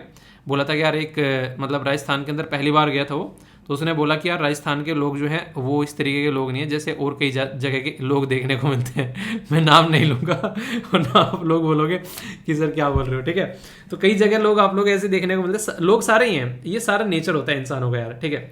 एक इंसान ऐसा है कि दूसरे का सामान गिर जाता है उठा के देता है, दूसरा उठा के उसको जेब में रख लेता है। तो ये घर की प्रवृत्ति होती है, बेसिकली घर पर कैसी परवरिश हो रखी है इंसान की, ठीक है। तो वो चीज़ें आप लोगों को देखने को मिलेगी। तो सारी चीज़ें at the end of the day हम लोग को ही सुधारनी है, कोई बाहर का इंसान नहीं आने वाला है, ठीक है। देश के अंदर भी कानून है, कई सारे इनिशिएटिव स्टार्ट किए गए, Swachh Bharat mission, India plastic pact, ये प्रोजेक्ट रीप्लान, इसी के साथ में यहाँ पर अन प्लास्टिक जो collective go litter partnership project, ये सारे प्लास्टिक को बैन करने के लिए लाए गए, ठीक है। इवन कई सारी कंट्री भी हैं। अभी आप लोग क्वेश्चन एक अटेम्प्ट कराता हूँ, देखता हूँ कौन आंसर देते हैं, और ये मैंने आप लोगों से डिस्कस कर रखा है ऑलरेडी क्वेश्चन। ये बांग्लादेश, न्यूजीलैंड, यूएसए, कनाडा, कौन सी कंट्री ऐसी है जो प्लास्टिक को बैन कर चुकी है? तो बताइए, देखता हूँ कौन किससे आंसर देता है। ए में बोला गया 1 2 3, बी में बोला गया 2 3 4, सी में बोला गया 1 3 4 और डी में बोला गया ऑल ऑफ द अबव। जिसने नहीं सुना है आज तक, जो पहली बार सुन रहा है, वो तुक्का भी मार सकता है। तुक्का मतलब एक कैलकुलेटेड गेस, ठीक है, तार तुक्का मार मुक्का वाली बातें हैं। तो यहाँ पर इसका आंसर क्या है सही? इसका आंसर है सही ए, ठीक है। तो यानी कि कनाडा को छोड़कर, हम तो कनाडा है जी, कनाडा कनाडा थोड़ी ना, सारे इंडियन ही है ना वहाँ तो मैक्सिमम, इसीलिए वहाँ पर प्लास्टिक बैन नहीं होगी, ठीक है। इंडिया में हो गई पर यहाँ पे भी काम चल रहा है। चलिए ये चीज़ें हैं यहाँ पर, इसके बारे में आप लोग याद रखिएगा। तो इसके ऊपर काम किया जा रहा है कई सारी कंट्रीज़ के द्वारा। और यहाँ पर यूपीएससी ने क्वेश्चन पूछे यहाँ पर, ये थोड़ा सा अलग लेवल का था। ये बात की जा रही है माइक्रो बीड्स के बारे में, ठीक है। छोटी छोटी जो प्लास्टिक होती है उसके बारे में यहाँ पर बात की जा रही है। तो बोला जा रहा है कि जो छोटी छोटी प्लास्टिक होती है, कई बार आप लोगों ने देखा होगा मछलियाँ खा रही हैं उनको, एक तरीके से कछुए खा रहे हैं, उनके सर फंसे हुए हैं, तो बहुत बुरी कंडीशन देखने को मिलती है। यूपीएससी को लगा कि यार इसके ऊपर क्वेश्चन पूछते हैं, तो उसने क्वेश्चन पूछ लिया, बोला कि यहाँ पर किससे रिलेटेड सबसे ज़्यादा कंसर्न निकल कर आता है। तो पहला ही ऑप्शन है आप लोगों के सामने कि ये हार्मफुल है मैरीन इकोसिस्टम के लिए। तो ऐसे ऐसे क्वेश्चन भी आप लोगों से बनते हैं। तो इसलिए कहता हूँ कि टॉपिक को इस तरीके से तैयार करो, कल को चल के कहीं से भी कोई क्वेश्चन पूछ ले तो आप लोग जो है उसका आंसर अच्छे से दे सको, ठीक है कि नहीं? मजा है कि नहीं? बताइए आप लोग प्लास्टिक यूज़ कर रहे हो या फिर नहीं कर रहे हो? दिल पे हाथ रख के बोलना, ऐसे नहीं कि नहीं हाँ बस बोल दिया ठीक है सर पूछ रहे हैं तो बता दिया कि नहीं कर रहे हैं। यार मत किया करो, अपनी थोड़ी सी चीज़ों पर फोकस करो, क्योंकि एक एक इंसान के मिलने से ही चीज़ें बढ़ती हैं, ठीक है। जैसे आप लोग देखते हैं, मैंने बोला था ना आंसर देने हैं, तो इतने सारे बच्चे जो हैं वो आंसर देना स्टार्ट कर चुके हैं। जो पहले 200-300 लोग आंसर देते थे, अभी लोग हैं 1300-1400 आंसर दे रहे हैं। पर लेकिन एक चीज़ मैं अभी नोटिस कर रहा हूँ, उसमें लड़कियां ज़्यादा आंसर दे रही हैं, लड़के बहुत कम आंसर दे रहे हैं। क्यों भाई, जॉब वॉब नहीं लेनी है क्या? या फिर लड़कियों को ज़्यादा जॉब की रिक्वायरमेंट पड़ गई है, लड़कियों के ऊपर घर से ज़्यादा प्रेशर आ रहा है, लड़कों के मजे चल रहे हैं, ऐसा कुछ है क्या? मुझे लग रहा है जैसे आंसर देख रहा हूँ मैं, जितनी डिटेल में तसल्ली में लड़कियां पार्टिसिपेट कर रही हैं, उससे मुझे लगता है कि लड़कियों को ज़्यादा जॉब की रिक्वायरमेंट पड़ी हुई है, ठीक है। लड़कों को ऐसा लग रहा है कि हाँ ठीक है चल रही है ज़िंदगी मजे में, कोई टेंशन की जरूरत ही नहीं है, ठीक है। ऐसा कुछ हो तो बताओ यार, क्योंकि गलत चीज़ है यार ये। क्योंकि यहाँ पर अगर पढ़ने आ रहे हो तो कम से कम पार्टिसिपेट करना, आप लोगों को जितना अच्छे से करोगे उतना ही अच्छे से चीज़ें लंबे समय तक याद रख पाओगे। तो ये कोशिश किया करो यार थोड़ा सा, आप लोग भी इतने अच्छे से इतने सारे बच्चे आंसर दे रहे हैं तो आप लोग भी पार्टिसिपेट करो। तो पार्टिसिपेट करोगे तभी तो नई नई चीज़ें सीखोगे, तभी लिखना भी आएगा। कई सारों ने तो अभी लिखना स्टार्ट किया है, ठीक है। तो अच्छी अच्छी चीज़ें हैं बहुत सारी ज़िंदगी में, अगर देखोगे तो काफ़ी इंपॉर्टेंट आर्टिकल है ये। आर्टिकल सुनकर आप लोगों का मज़ा आने वाला है। ये आर्टिकल सुनकर मज़ा क्यों आने वाला है, उसके पीछे की कहानी क्या है मैं अभी आप लोगों को बताऊंगा। 7 ऐसे राज्य हैं जिनके द्वारा अभी क्राइम पोर्टल, जो कि सेंट्रल गवर्नमेंट का था, उसको ठंडे बस्ते में डाल दिया गया है। ये द हिंदू के द्वारा भी न्यूज़ कवर की गई काफ़ी डिटेल में, इंडियन एक्सप्रेस ने भी कवर की। तो इसलिए काफ़ी डिटेल में आप लोगों से डिस्कस करूंगा। इसके एंड में क्वेश्चन भी होगा, तो आप लोगों से क्वेश्चन भी होगा, तो देखता हूँ क्वेश्चन को कौन अच्छे से अटेम्प्ट करता है, ठीक है। सबसे पहले तो आप लोग ये बताओ, कॉमन सेंस है बिल्कुल, एक होम मिनिस्ट्री की स्कीम थी यहाँ पर ये। तो होम मिनिस्ट्री की स्कीम है और राज्य के द्वारा बैन कर दी गई है। तो आप लोग खुद बताओ कौन से राज्य होंगे वे? वही राज्य होंगे ना जहाँ पर प्रेजेंट टाइम पे बीजेपी की गवर्नमेंट नहीं है। तो कुछ कुछ ऐसे राज्य आप लोगों को देखने को मिलेंगे। तो वेस्ट बंगाल है आप लोगों के सामने, आंध्र प्रदेश है आप लोगों के सामने, इसी के साथ में बिहार है क्योंकि अभी वहाँ पर गठबंधन टूट गया है, छत्तीसगढ़ आप लोगों को देखने को मिलेगा, ठीक है। इसी के साथ में आप लोगों के सामने मिजोरम है, ठीक है। तो मिजोरम कहाँ है? देखिए आप लोग ना डेली मैप लेकर बैठा करो तो आप लोगों को समझ में आएगा। जैसे मुझे पता है अभी आंख बंद कर भी कोई कहीं अंगली लिखवाएगा कि ये राज्य यहाँ पर है तो आराम से पता लगा जा सकता है, ठीक है। पर लेकिन जब आप लोग पहली बार देखोगे तो आप लोग ये चीज़ें पता नहीं लगा पाओगे। तो इसलिए कोशिश करो कि इनको डेली थोड़ा देखो। इंडियन मैप, अपने देश का मैप यार, हमारा प्यारा भारत, महान भारत, हमारे देश का मैप, तो देखा करो आराम से, ठीक है। Union territory Dadar and Nagar Haveli और इसी के साथ में दमन एंड दीव आप लोग को यहाँ पर ये देखने को मिलेगा। तो ये वो हैं जिन्होंने यहाँ पर अभी इसमें पार्टिसिपेट करने से मना कर दिया, ठीक है। बाकी दिल्ली, आसाम, हरियाणा, इन्होंने दब कर यहाँ पर इसके ऊपर पूरे दबा कर केस जो है वो अपलोड कर दिए, ठीक है। थोड़ा सा याद रखिएगा, डिटेल में जानेंगे अभी इसके बारे में।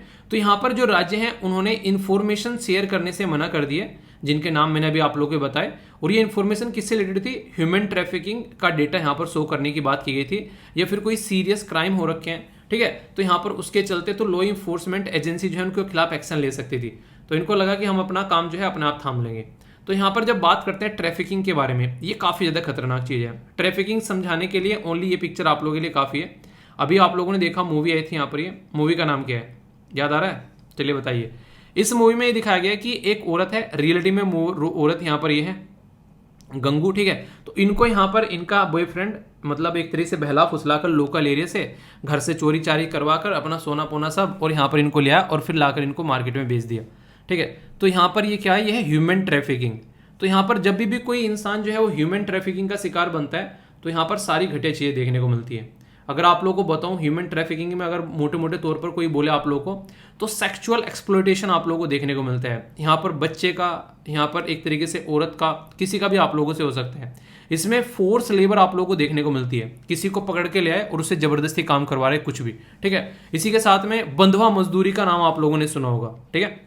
ऐसे आप लोगों ने देखा होगा कई सारे ये चीज़ें देखने को मिलती है हमारे देश में से। अभी एक मुद्दा था काफ़ी ज़्यादा कि कोविड-19 के टाइम पर बहुत सारे ऐसे जो बच्चे थे जिनके माँ बाप की डेथ हो गई, तो भाई साहब उनको गोद लेने की बात आई, तो बहुत सारे लोग सामने निकल कर आए गोद लेने के लिए। पर रियलिटी में जो उसका काला सच सामने निकल कर आएगा, आप सुन के फ्रस्ट्रेट हो जाओगे कि ऐसे भी गंदे गंदे लोग हैं।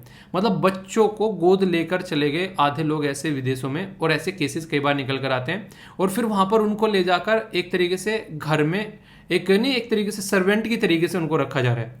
तो ये चीज़ दी जा रही है, पैसा तो कोई देना ही नहीं है, गोद ले लिया है और अपना खुद का बच्चा है नहीं है, अब उससे घर का काम करो, फ्री का नौकर मिल गया जिंदगी भर के लिए भाई साहब, ऐसा आप लोग बोल सकते हो। तो ये हरकतें देखने को मिली लोगों की, ना उनको पढ़ा रहे हैं ना उनको अच्छी लाइफ दे रहे हैं, ऐसी भी सिचुएशन देखने को मिलती है। कई बार तो इतनी गंदी हरकतें होती हैं कि ऑर्गन निकाल लेते हैं, ठीक है। ये सारी चीज़ें आप लोगों को देखने को मिलती है। मैंने मूवी है उसमें अभिषेक बच्चन की, और उसमें रहता है कौवा बिरयानी, ठीक है, गुर्दे निकाल लिए भाई, ठीक है। वो वाली चीज़ें यहाँ पर कौवा बिरयानी, ठीक है। तो इस तरीके से ऑर्गन निकाल लेते हैं, फोर्स जबरदस्ती भीख मांगने के लिए छोड़ा जाता है। आप लोगों ने देखा ना स्लम डॉग मिलियनर। और इसी के साथ में कई सारे बच्चों को ट्रेन किया जाता है यहाँ पर हथियार चलाने के लिए, और कई बार तो फोर्स मैरिज होती है और सेक्स स्लेव भी बना लिया जाता है। ऐसी सिचुएशन देखने को मिलती है। तो ट्रैफिकिंग के अगर आप लोग को इम्पैक्ट देखने को कहीं लिखने के लिए आए, तो ये इम्पैक्ट काफ़ी इंपॉर्टेंट है जिनके बारे में आप लोगों को पता होना चाहिए। तो ये कई सारे इश्यूज आप लोगों को यहाँ पर देखने को मिलते हैं। इसका मतलब सीधा सीधा ये होता है, ट्रैफिकिंग का मतलब है कि नॉट फॉर सेल। आप लोग देखते हैं कि यानी कि एक तरीके से इंसान को बेच दिया जाना ले जाकर, तो ये आप लोगों को यहाँ पर ये रहेगा कुछ चंद पैसों के लिए। तो ये सिचुएशन यहाँ पर काफ़ी ज़्यादा खतरनाक निकल कर आती है। तो इसी को आइडेंटिफाई करने के लिए, इसी के बारे में मेंशन करने के लिए अभी यहाँ पर एक हमारी कंट्री में नेशनल क्राइम रिकॉर्ड ब्यूरो, यानी कि देश में जो भी क्राइम होते हैं उनका रिकॉर्ड रखने वाली जो ब्यूरो है, उसके द्वारा ये मुद्दा किया गया था कि यार जो भी ऐसे ट्रैफिकिंग के केस होते हैं उसके बारे में हम लोग चीज़ों को आइडेंटिफाई करेंगे, और जो भी ऐसे केस होते हैं उनको रोकने की कोशिश की जाएगी। तो ये इनके द्वारा पूरी एक मुहिम चलाई गई, काफ़ी अच्छी, ठीक है। तो जो ये मुहिम इनके द्वारा चलाई गई, इसका नाम जो दिया गया वो काफ़ी इंपॉर्टेंट है, जो कि आप लोगों से क्वेश्चन के फॉर्म में भी पूछा जा सकता है, याद रखिएगा। इसका नाम रखा गया इनके द्वारा क्राइमैक, CRI, ठीक है, और इसी के साथ में MAC। इसका मतलब क्या है? इसका मतलब क्राइम मल्टी एजेंसी सेंटर, यानी कि अलग अलग जहां भी कोई क्राइम हो रहे हैं उसको एक जगह इकट्ठा करके लेकर आ जाएगा, और फिर यहाँ पर उनके खिलाफ जो है एक प्रॉपर एक प्लान बनाया जाएगा ताकि इनको रोका जा सके। ये लॉन्च किया गया, जिसको मैंने अभी क्राइमैक बोला, ये लॉन्च किया गया मिनिस्ट्री ऑफ होम अफेयर के द्वारा 2020 में। तो जब 2020 में इसको लॉन्च किया गया तो यहाँ पर बोला गया कि इंफॉर्मेशन जो भी क्राइम से रिलेटेड 24/7 जो है वो यहाँ पर प्रोवाइड कराई जाएगी, और इन्फॉर्मेशन यहाँ पर रहेगी, और इसको रन करेगा national crime record bureau NCRB।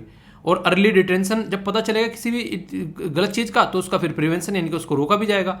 तो ये पूरा मुद्दा यहाँ पर स्टार्ट किया गया। तो ह्यूमन ट्रैफिकिंग को रियल टाइम में यहाँ पर लोकेट किया जाएगा। जब लोकेट कर ले, आइडेंटिफाई कर ले, तो फिर उसको रोका भी जा सकता है, उसके खिलाफ एक्शन भी लिया जा सकता है। तो ये काफ़ी अच्छा एक तरीका यहाँ पर निकल कर आया। तो इसके चलते यहाँ पर चीज़ें जो हैं वो थोड़ी सी सुधारने की कोशिश की गई। और जब हम लोग बोलते हैं ह्यूमन ट्रैफिकिंग के बारे में, तो सबसे बड़ी बात यहाँ पर यही है, ऑलरेडी आप लोगों को पता है, जब पार्ट 3 में आप लोग जाते हैं संविधान के अंदर, तो आर्टिकल 12 से लेके आर्टिकल 35 तक आप लोगों को देखने को मिलते हैं।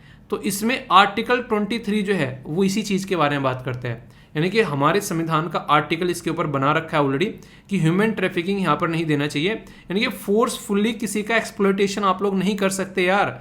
अगर आप लोग उसको फोर्स लेबर में भेज रहे हो, उसको प्रोस्टिट्यूट बना रहे हो, वेश्यावृत्ति में उस इंसान को, अगर उस औरत को आप लोग धकेल रहे हो, तो उसकी जिंदगी नरक बना दी है आप लोगों ने। तो उसको रोकना है, यहाँ पर ये मुद्दा आप लोगों को देखने को मिलेगा। तो हाईएस्ट नंबर ऑफ जो फोर्स लेबर आज के डेट में आप लोगों को देखने को मिलते हैं, मैक्सिमम प्रोस्टिट्यूट बनाया जाता है अगर कोई लड़की ऐसी रहती है जिसकी एज जो है 20 साल से नीचे की है, तो ये कंडीशन आप लोगों को देखने को मिलेगी। ये सारी चीज़ें हमारे संविधान निर्माता जानते थे, पुराने टाइम में उन्होंने चीज़ें देखी थी, इसीलिए उन्होंने ऑलरेडी इसके अंदर आर्टिकल 23 जो है संविधान के अंदर, ये इसी चीज़ को फोकस करता है ताकि कल को चलकर ह्यूमन ट्रैफिकिंग देश के अंदर न देखने को मिले और इसको रोका जा सके। इसी में हमारे देश के अंदर कानून भी बनाया गया जिसको बोलते हैं यहाँ पर इमोरल ट्रैफिकिंग प्रिवेंशन एक्ट। ये भी आप लोग याद रखते हैं, ये 1956 में बनाया गया। यानी कि इमोरल ट्रैफिकिंग प्रिवेंशन एक्ट जो है वो भी बनाया गया, ताकि सेक्चुअली अगर किसी को एक्सप्लॉइट कोई कर रहा है उसको रोका जा सके। क्योंकि ये काफ़ी ज़्यादा खतरनाक चीज़ निकल कर आती है कि हमारे देश में खासकर आप लोगों को कई सारे राज्य ऐसे जिसमें वेस्ट बंगाल काफ़ी टॉप पर रहता है इस सब मुद्दों के ऊपर। इसी के साथ में क्रिमिनल लॉ अमेंडमेंट एक्ट 2013 में लाया गया, जिसके चलते इंडियन पीनल कोड भारतीय दंड संहिता का जो सेक्शन 70 है, या फिर इसी के साथ में आप लोगों को देखने को मिलेगा यहाँ पर 70A, तो उसमें यहाँ पर प्रॉपर चीज़ों को रखा गया कि कैसे फोर्स करना है ताकि कल को चलकर ह्यूमन ट्रैफिकिंग को रोका जा सके। तो ये सारे कानून हैं। जुवेनाइल जस्टिस एक्ट का नाम सुना है आप लोगों ने? ये सारी चीज़ें, prevention of the child from, एक तरीके से एक चाइल्ड जो चाइल्ड लेबर को, बॉन्डेज लेबर को, तो इसके ऊपर एक्ट बना रखे हैं हमारे देश में, ठीक है। तो ये सारी बातें जो बेसिक चीज़ें हैं जो आप लोगों को बता रहा हूँ सारी पीपीटी में मिल जाएगी। परेशान मत हुआ करो, पहले सुन लिया करो, पढ़ लिया करो। पीपीटी में सारी इन्फॉर्मेशन जो बोलता हूँ ना वो सारे पॉइंट्स आप लोगों को मिल जाएंगे इंपॉर्टेंट। तो इसलिए एक बार चीज़ों को समझ लो कि किस पर्टिकुलर पर्पज के लिए काम किया गया ताकि उसको रोका जा सके। तो इसलिए यहाँ पर ये काम किया गया। और सबसे बढ़िया जो इशू निकल कर आता है अगर आप लोगों से बात करूँ वो आता है हेल्थ का इशू।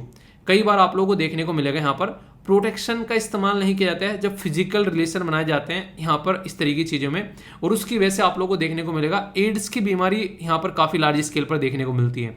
एड्स और HIV में कोई डिफरेंस आप लोगों से पूछ बैठे तो एक चीज़ याद रखिएगा, एड्स जो है वो बीमारी का नाम है और HIV जो है वो वायरस का नाम है। यानी कि जैसे कि आप लोगों से पूछा गया अभी रिसेंटली, कोविड-19 जो है वो बीमारी का नाम है और वायरस का नाम क्या है ये आप लोगों को बताना है। ये अभी एक स्टेट पीसीएस में क्वेश्चन पूछा गया, ठीक है। तो इस तरीके के क्वेश्चन भी आप लोगों से बनते हैं, तो इसलिए कहता हूँ ध्यान से सुनोगे तो कोई क्वेश्चन नहीं छूटने दूंगा, इस बात की गारंटी देता हूँ। पर अगर ध्यान से ही नहीं सुनोगे तो यार फिर मैं क्या ही कर लूँगा, ठीक है। तो ये चीज़ें हैं, तो इसके बारे में आप लोग याद रखिएगा। तो ट्रैफिकिंग का मुद्दा जो है वो काफ़ी ज़्यादा खतरनाक है, तो उसको रोकने की बात यहाँ पर की जाती है कि जो ट्रैफिकिंग हो रही है उसको कैसे रोकना है, तो इसका सोल्यूशन निकालने की कोशिश की जाती है। जैसा मैंने अभी आप लोगों को डेटा के बारे में कुछ बात करी, तो आप लोगों के सामने यहाँ पर ये डेटा है। वेस्ट बंगाल में आप लोगों को यहाँ पर देखने को मिलेंगे कई सारी चीज़ें, कई तरह की चीज़ें आप लोगों को देखने को मिलती हैं। अभी यहाँ पर जैसे कि वेस्ट बंगाल हो गया, ठीक है, इसी के साथ में कर्नाटक हो गया, झारखंड हो गया, आसाम हो गया। तो बात की जा रही है कि number of application for the जो कंपनसेशन सबसे ज़्यादा है, क्योंकि सबसे ज़्यादा जहाँ पर चीज़ें होंगी वहीं पर ही आएंगे। ये सिचुएशन आप लोग यहाँ पर समझ सकते हैं। तो ये जो बंधुआ जो चीज़ें होती हैं, कई जगह आप लोग केसेस यहाँ पर देखने को मिलेंगे जो ट्रैफिकिंग करके जो लाए जाते हैं लोग कई जगह, तो यहाँ पर दिल्ली, झारखंड, आसाम, वेस्ट बंगाल, इस तरीके से समझ सकते हैं। तो अलग अलग जगह ये सारी चीज़ें काफ़ी फ्रीक्वेंटली देखने को मिलती हैं, तो इनको रोकना पड़ेगा, ठीक है। अब सबसे खतरनाक चीज़ जो है वो आप लोग यहाँ से समझिए, जिनको ट्रैफिकिंग करके लाया जाता है, मतलब किसी लड़की को कहीं से चोरी करके ले आए, तो 80% लड़कियाँ ऐसी हैं जिनको सेक्सुअली एक्सप्लॉइट किया जाता है। ये आप लोग समझिए कितनी ज़्यादा खतरनाक है। 6 लाख से लेकर 8 लाख लोग जो हैं वो ट्रैफिक किए जाते हैं across international border every year. आप लोग समझ सकते हैं, बहलाकर फुसलाकर जॉब के नाम पर या किसी और चीज़ के नाम पर इतने सारे लोगों को 6 लाख से लेकर 8 लाख लोग हर साल यहाँ पर इस चीज़ का शिकार बनते हैं। और आप लोग सोचो, जिनको मैंने बताया 6 से 8 लाख लोग, और उसमें से 80% लोग जो हैं उनको सेक्सुअली एक्सप्लॉइट किया जाता है, यानी कि उनको उनके साथ में गलत काम किया जाता है। 50% जो विक्टिम रहते हैं वो अंडर 16 एज। भाई साहब, ये जो 8 लाख अगर आप लोग मोनो, तो यहाँ पर आप लोग बोल सकते हैं उसके 50% यानी कि 4 लाख, इसी के मतलब 4 लाख, इसी के साथ में अगर 6 लाख भी मानो तो आधे यानी कि 3 लाख वो रहते हैं जिनकी एज जो है 16 से नीचे आप लोगों को देखने को मिलेगी। और ग्लोबल ह्यूमन ट्रैफिकिंग से जो पैसा कमाया जाता है वो है $32 बिलियन की बात कर रहा हूं मैं, ठीक है। 70 से मल्टीप्लाई कर लेना, जीरो गिनते गिनते सर चकरा जाएगा, इतने सारे पैसे हैं यहाँ पर। यानी कि इंसानों को खरीदना बेचना ये एक तरीके की कंडीशन बन चुकी है। जैसा कल की वीडियो आप लोगों ने देखी होगी, वो बच्चा चोरी करके ले जा रहा था, तो ये आगे चलकर क्या होता है, उन बच्चों को बेच देते हैं। अब पालेगा तो है नहीं, पढ़ाएगा तो है नहीं, वो उसके मम्मी पापा की तरह तो उसको रखने से रहा वहाँ पर वो, तो ये कंडीशन देखने को मिलती है। तो ह्यूमन ट्रैफिकिंग जो है मॉडर्न डे स्लेवरी बन गई है आज की डेट में, ऐसा यहाँ पर बोला है। तो इसको रोकने की यहाँ पर बात की जा रही है। 19% जो है उनको लेबर में ढकेल दिया जाता है, ठीक है। और यहाँ पर सबसे बड़ी बात जो है, जो ट्रैफिकिंग उनकी की जाती है 80% यहाँ पर आप लोगों को वुमेन देखने को मिलती है, जो मैंने आप लोगों को बोला था। यानी कि ये सारी हरकतें लड़कियों के साथ में की जाती है मैक्सिमम, जो आप लोगों को देखने को मिलेगा। अभी कई सारे देश ऐसे हैं लड़कियों को बाहर ले जाते हैं वहाँ पर कि हाँ काम करेंगे, पैसे कमाएंगे। वहाँ पर कई सारी जगह ऐसी हैं जहाँ पर उनको सेक्स स्लेव बनाकर घर पे रखा जा रहा है और उनके पासपोर्ट छीन ले जाते हैं ताकि वो वापस ही न जा पाए। ये कंडीशन है। 20 से लेके 30 मिलियन स्लेव जो हैं वर्ल्ड में आज की डेट में आप लोगों को देखने को मिल जाएंगे, जिनको जानवरों की तरीके से रखा जा रहा है। 20 से 30 मिलियन का मतलब समझ रहे हो ना आप लोग यहाँ पर। अगर इनको लाख में आप लोग कन्वर्ट करोगे तो 200 लाख से लेके 300 लाख तक का, मतलब 1 करोड़ से लेके 3 करोड़ तक का लोग ऐसे हैं जो कि एक दास प्रथा की जिंदगी जी रहे हैं, स्लेव बनकर जी रहे हैं। तो ये इसकी ग्रेविटी आप लोग समझिए कि कितनी खतरनाक चीज़ है यहाँ पर ये। तो ये जो ये एक तरीके से हमारे देश में कानून बनाए गए थे, इसी को रोकने के लिए बनाए गए थे। हम लोग इसी को रोकने पर काम कर रहे थे। हमारी कंट्री में जो ministry of women child development है, उसके द्वारा ड्राफ्ट भी तैयार किया गया इसके लिए बिल कि इसको रोका जा सके। और इंटरनेशनल लेवल पर अगर मैं बात करूं, ऑलरेडी यहाँ पर यूनाइटेड नेशन कन्वेंशन के द्वारा भी इसके ऊपर काम किया था कि कैसे काम करे। इसमें पैलेरोम करके कन्वेंशन है यहाँ पर इनका। अभी south Asia association regional cooperation के ऊपर द्वारा बात की गई इसमें कि प्रोस्टिट्यूशन को कैसे रोकना है बच्चों के लिए या फिर महिलाओं के लिए। एंटी ट्रैफिकिंग नोडल सेल बनाया गया मिनिस्ट्री ऑफ होम अफेयर के अंदर में, ये आप लोग याद रखिएगा। जुडिशियल भी यहाँ पर एक संगोष्ठी आप लोगों को देखने को मिलेगी। और स्वच्छ ग्रह, अब हमारी कंट्री में ये सारी चीजें आप लोगों को देखने को मिलेगी। वुमेन हेल्पलाइन, ये सारी चीजें जो आप लोगों को यहाँ पर निकल कर आती है, ऑलरेडी हमारे देश में काम किया जा रहा है। ठीक है, तो जो भी मैंने आप लोगों को पढ़ा है यहाँ पर, जैसे क्राइम एक्ट के बारे में, कब लॉन्च किया गया, किसके द्वारा लॉन्च किया गया, क्या क्या चीजें सारी बता दी यहाँ पर। ह्यूमन ट्रैफिकिंग को लेकर क्या क्या मुद्दे हैं सारे, कौन सा आर्टिकल है यहाँ पर, ये सारी चीजें मैंने आप लोगों को बता दी। और इसी के साथ में यहाँ पर जो अभी सारी बातें आप लोगों को यहाँ पर देखने को मिली, तो ये सारी चीजें समझ सकते हैं हमारे देश में ऑलरेडी इसके ऊपर काम किया जा रहा है। तो नोट सारे आप लोगों के पास में है। तो यहाँ पर हेल्प करनी है बेसिकली, अगर कोई इस तरीके से पर्टिकुलर पर्सन या पर्टिकुलर इंसान, पर्टिकुलर बच्चा, पर्टिकुलर औरत अगर कोई ऐसी कंडीशन में फंस जाता है, तो जो बिल है यहाँ पर उसका बेसिक पर्पज ये है कि ज़्यादा से ज़्यादा पनिशमेंट लगाया जा सके कोई ऐसी दिक्कतों में अगर पड़े। और सबसे खतरनाक चीज़ यहाँ पर है, ये प्रॉब्लम एक तो वुमेन के साथ में, यानी कि जो महिला होती है उसके साथ में सबसे ज़्यादा होती है। दूसरे नंबर पर सबसे ज़्यादा होती है ट्रांसजेंडर, यानी कि जो किन्नर है सोसाइटी के अंदर में, वो भी काफ़ी ज़्यादा ट्रैफिकिंग के शिकार रहते हैं। उनको भी गलत तरीके से इस्तेमाल किया जाता है, उनकी भी सारी ज़िंदगी जो है वो बदतर बनाने की कोशिश की जाती है। तो एक्सप्लॉयटेशन जो है उसको डिफाइन करने की कोशिश की जा रही है सबसे पहले तो, कि किसी लेबर फोर्स प्रैक्टिस या फिर किसी स्लेवरी में उसको रखा जाए। और इवन सबसे खतरनाक चीज़ मैंने बताया ना, ऑर्गन तक निकाल लिए जाते हैं भाई साहब इंसानों के। तो ये याद रखिएगा, ऑर्गन तक बेच दिए जाते हैं कई बार। तो यहाँ पर ये पैसे कमाने के लिए यहाँ तक भी लोग गिर जाते हैं। तो ये ऐसी चीजें, तो इसके ऊपर काम करना काफी ज्यादा जरूरी है।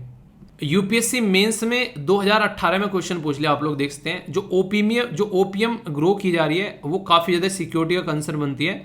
और इसी के साथ में ड्रग ट्रैफिकिंग और यहाँ पर जिस तरीके से एक्टिविटी आप लोगों को देखने को मिलती है उसके बारे में, ह्यूमन ट्रैफिकिंग के बारे में या मनी लॉन्ड्रिंग के बारे में, सबको इंक्लूड कर एक ही क्वेश्चन में पूरा एक क्वेश्चन बना डाला। ठीक है, तो इतना बड़ा क्वेश्चन बना डाला तो लाइफ जिंगा लाला। मतलब क्या है, इसको आप लोगों को लिखना है कि क्या क्या इंपैक्ट पड़ सकता है। ओपीएम की बात करें यहाँ पर, तो उसको जब बेचा जाता है एक तरीके से, तो इंसान खरीदता है, किसी को नशे का पदार्थ पिलाकर फिर यहाँ पर उसकी एक तरीके से जान भी ले ली जाती है। कई बार सेक्चुअली असोल्ट कहते हैं, दारू पियाकर लड़की को ले गए कहीं पर, ले जाने के बाद में उसको बेच दिया कहीं पर, ऐसी चीज़ देखने को मिलती है।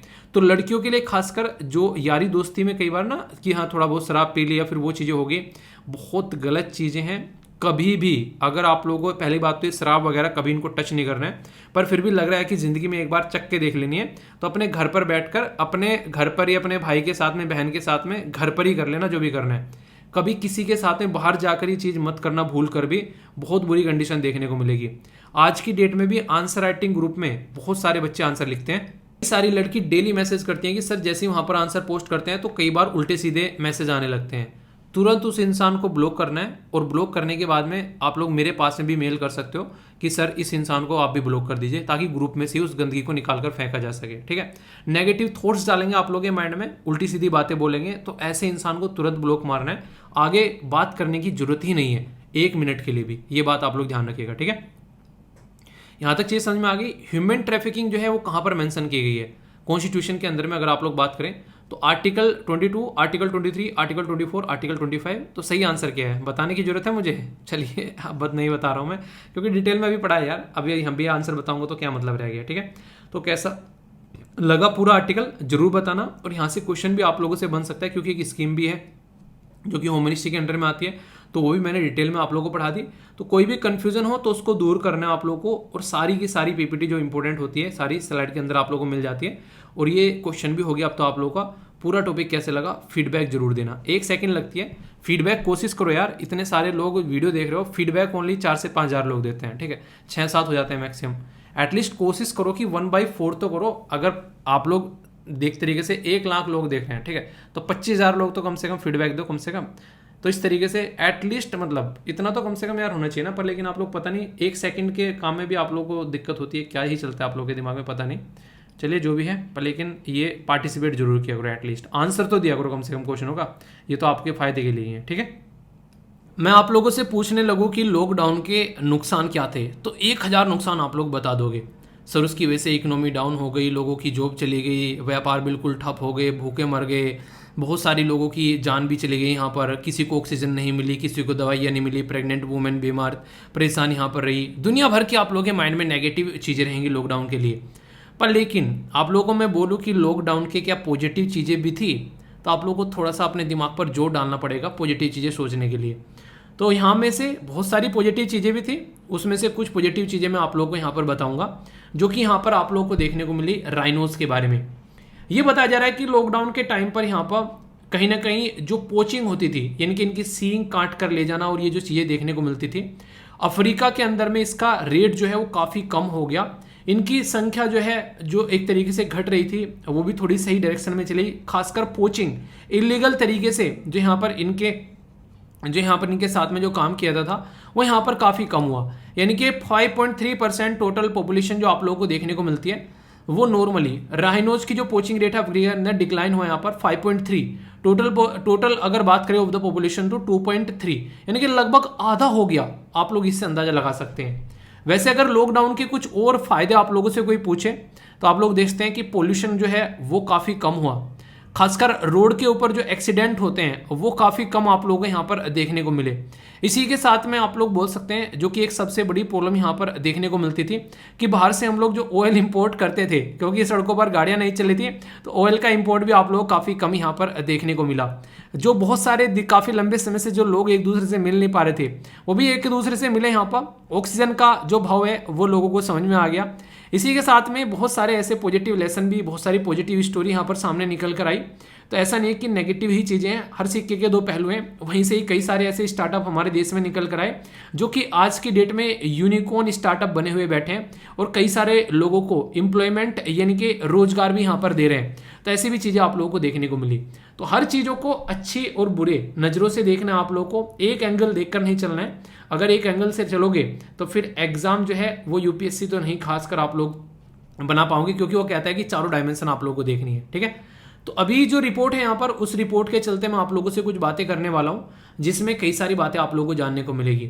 सबसे पहले तो यहाँ पर जो ये कंपाइलेशन किया गया है international union for conservation of nature, तो यहाँ पर जो स्पीसीज सर्वाइवल कमीशन अफ्रीकन और इसी के साथ में एशियन राइनोज स्पेशलिस्ट ग्रुप और इसी के साथ में TRAFFIC, इनके द्वारा मिलकर ये कंपाइलेशन किया गया है पोचिंग के बारे में। जब हम लोग यहाँ पर बात कर रहे हैं, यानी कि ये किसी एक इंसान का काम नहीं है, अलग अलग जो ऑर्गेनाइजेशन है यहाँ पर वो इकट्ठा हुई, यहाँ पर अलग अलग ऑर्गेनाइजेशन ने आकर यहाँ पर काम किया, जिसके चलते यहाँ पर ये रिजल्ट जो है वो आप लोगों के सामने यहाँ पर आया। तो ये जो रिजल्ट यहाँ पर आप लोगों के सामने आया है यहाँ पर, तो यहाँ पर ये बेसिक पर्पज इसका ये है कि इसके बारे में जान सके लोग की क्या कंडीशन देखने को मिल रही है। तो मैंने बताया कि पोचिंग जो है वो लगभग आधी होगी। साउथ अफ्रीका के अंदर में 90% जो प्रीडोमिनेंटली अफेक्ट होते थे व्हाइट राइनोज, ठीक है। पर्टिकुलर जो नेशनल पार्क है जिसका नाम है यहाँ पर कुर्गर, तो ये एक तरीके से यहाँ पर काफ़ी ज़्यादा फायदा देखने को मिला। साउथ अफ्रीका के अंदर में 394 राइनोज यहाँ पर 2020 में उनकी जान गई। टोटल एस्टिमेट जो राइनोज है यहाँ पर 22,137 के करीब है। अगर 2021 के बारे में बात करें, ये कुछ संख्या दे रखी है अफ्रीका कॉन्टिनेंट के अंदर में। तो ये कुछ आप लोग देखते हैं जिम्बाब्वे जो है उसके अंदर लार्जेस्ट अगर बात करें पॉपुलेशन नॉर्मली देखने को मिलती है अफ्रीकन राइनोज की। तो ये सारे एरिया आप लोगों को अगर मैं मैप में दिखाने चलूँ तो आप लोग चीज़ों को समझ पाओगे किस एरिया के बारे में मैं आप लोगों से बातें कर रहा हूँ। जैसे यहाँ पर मैं अफ्रीका कॉन्टिनेंट के बारे में आप लोगों से बात कर रहा हूँ, ठीक है। थोड़ा सा नीचे अगर आप लोग यहाँ पर आओगे तो आप लोगों यहाँ पर ये पर्टिकुलर एरिया अगर आप लोग देखोगे, सेकेंड,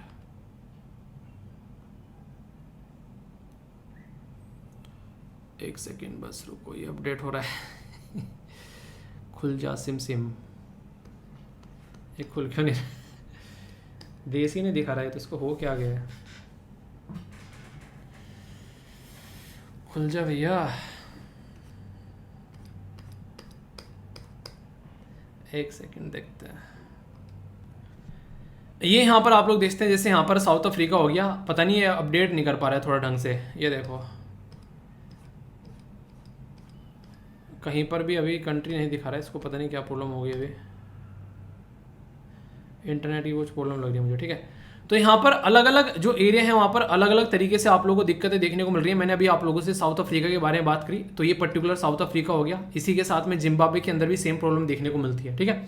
तो यहाँ पर साथ में आप लोगों को यहाँ पर नामीबिया, कीनिया, तो ये वो कंट्री है जहाँ पर राइनोज जो हैं वो काफ़ी ज़्यादा पाए जाते हैं। राइनोज होता क्या है वैसे, यहाँ पर एक सींग का गैंडा जिसको आप लोग नॉर्मली बोलते हैं, तो ये राइनोज होता है। तो इसके ऊपर डाउन टू अर्थ मैगजीन के द्वारा ये रिपोर्ट पब्लिश की गई है।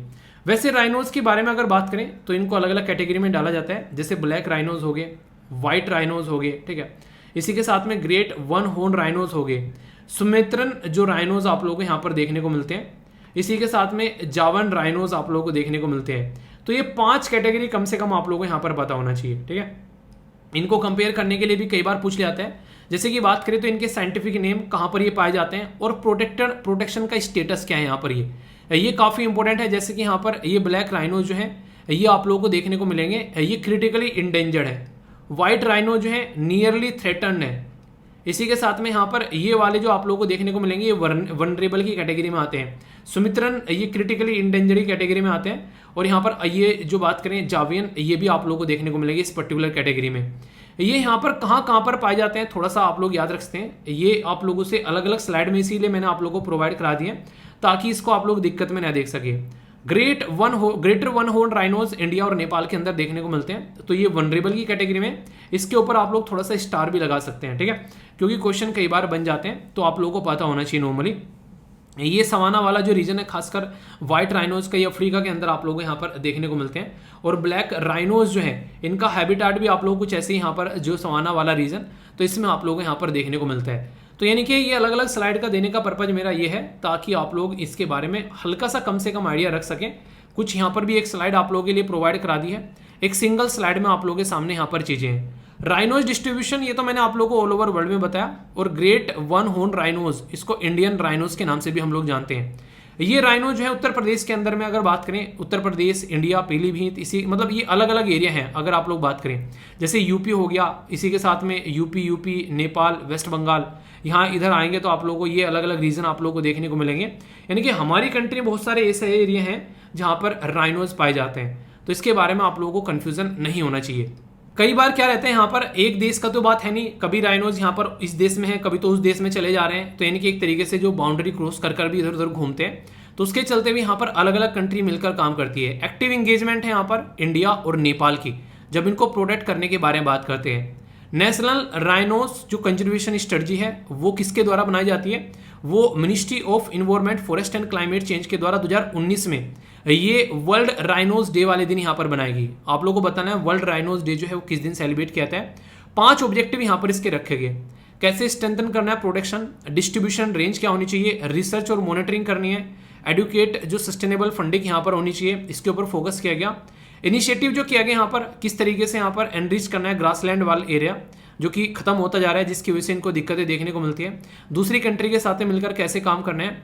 सिंगल पॉपुलेशन जो राइनोज जो यहाँ पर बात की जा रही है, शुक्ला पांता जो नेपाल वाले रीजन में, वाल्मीकि टाइगर रिजर्व इंडिया के अंदर में, चितवन जो नेशनल पार्क है नेपाल के अंदर में, और दुधवा इंडिया के अंदर देखने को मिलेगा, जो कि सेपरेट करते हैं पॉलिटिकल बाउंड्री इंडिया और नेपाल के बीच में। तो मिलकर यहाँ पर काम किया जाता है ताकि यहाँ पर इनकी संख्या को अच्छे से हम लोग प्रोटेक्ट कर सकें। ओके, पर्टिकुलरली अगर हम लोग अपने देश के बारे में बात करें तो new Delhi declaration on Asian rhinos 2019 में लाया गया। यानी कि एक डिक्लेरेशन लाया गया इंडिया के द्वारा कि हाँ यार इनको यहाँ पर बचाना है और प्रॉपर वे में इनकी देखरेख करनी है।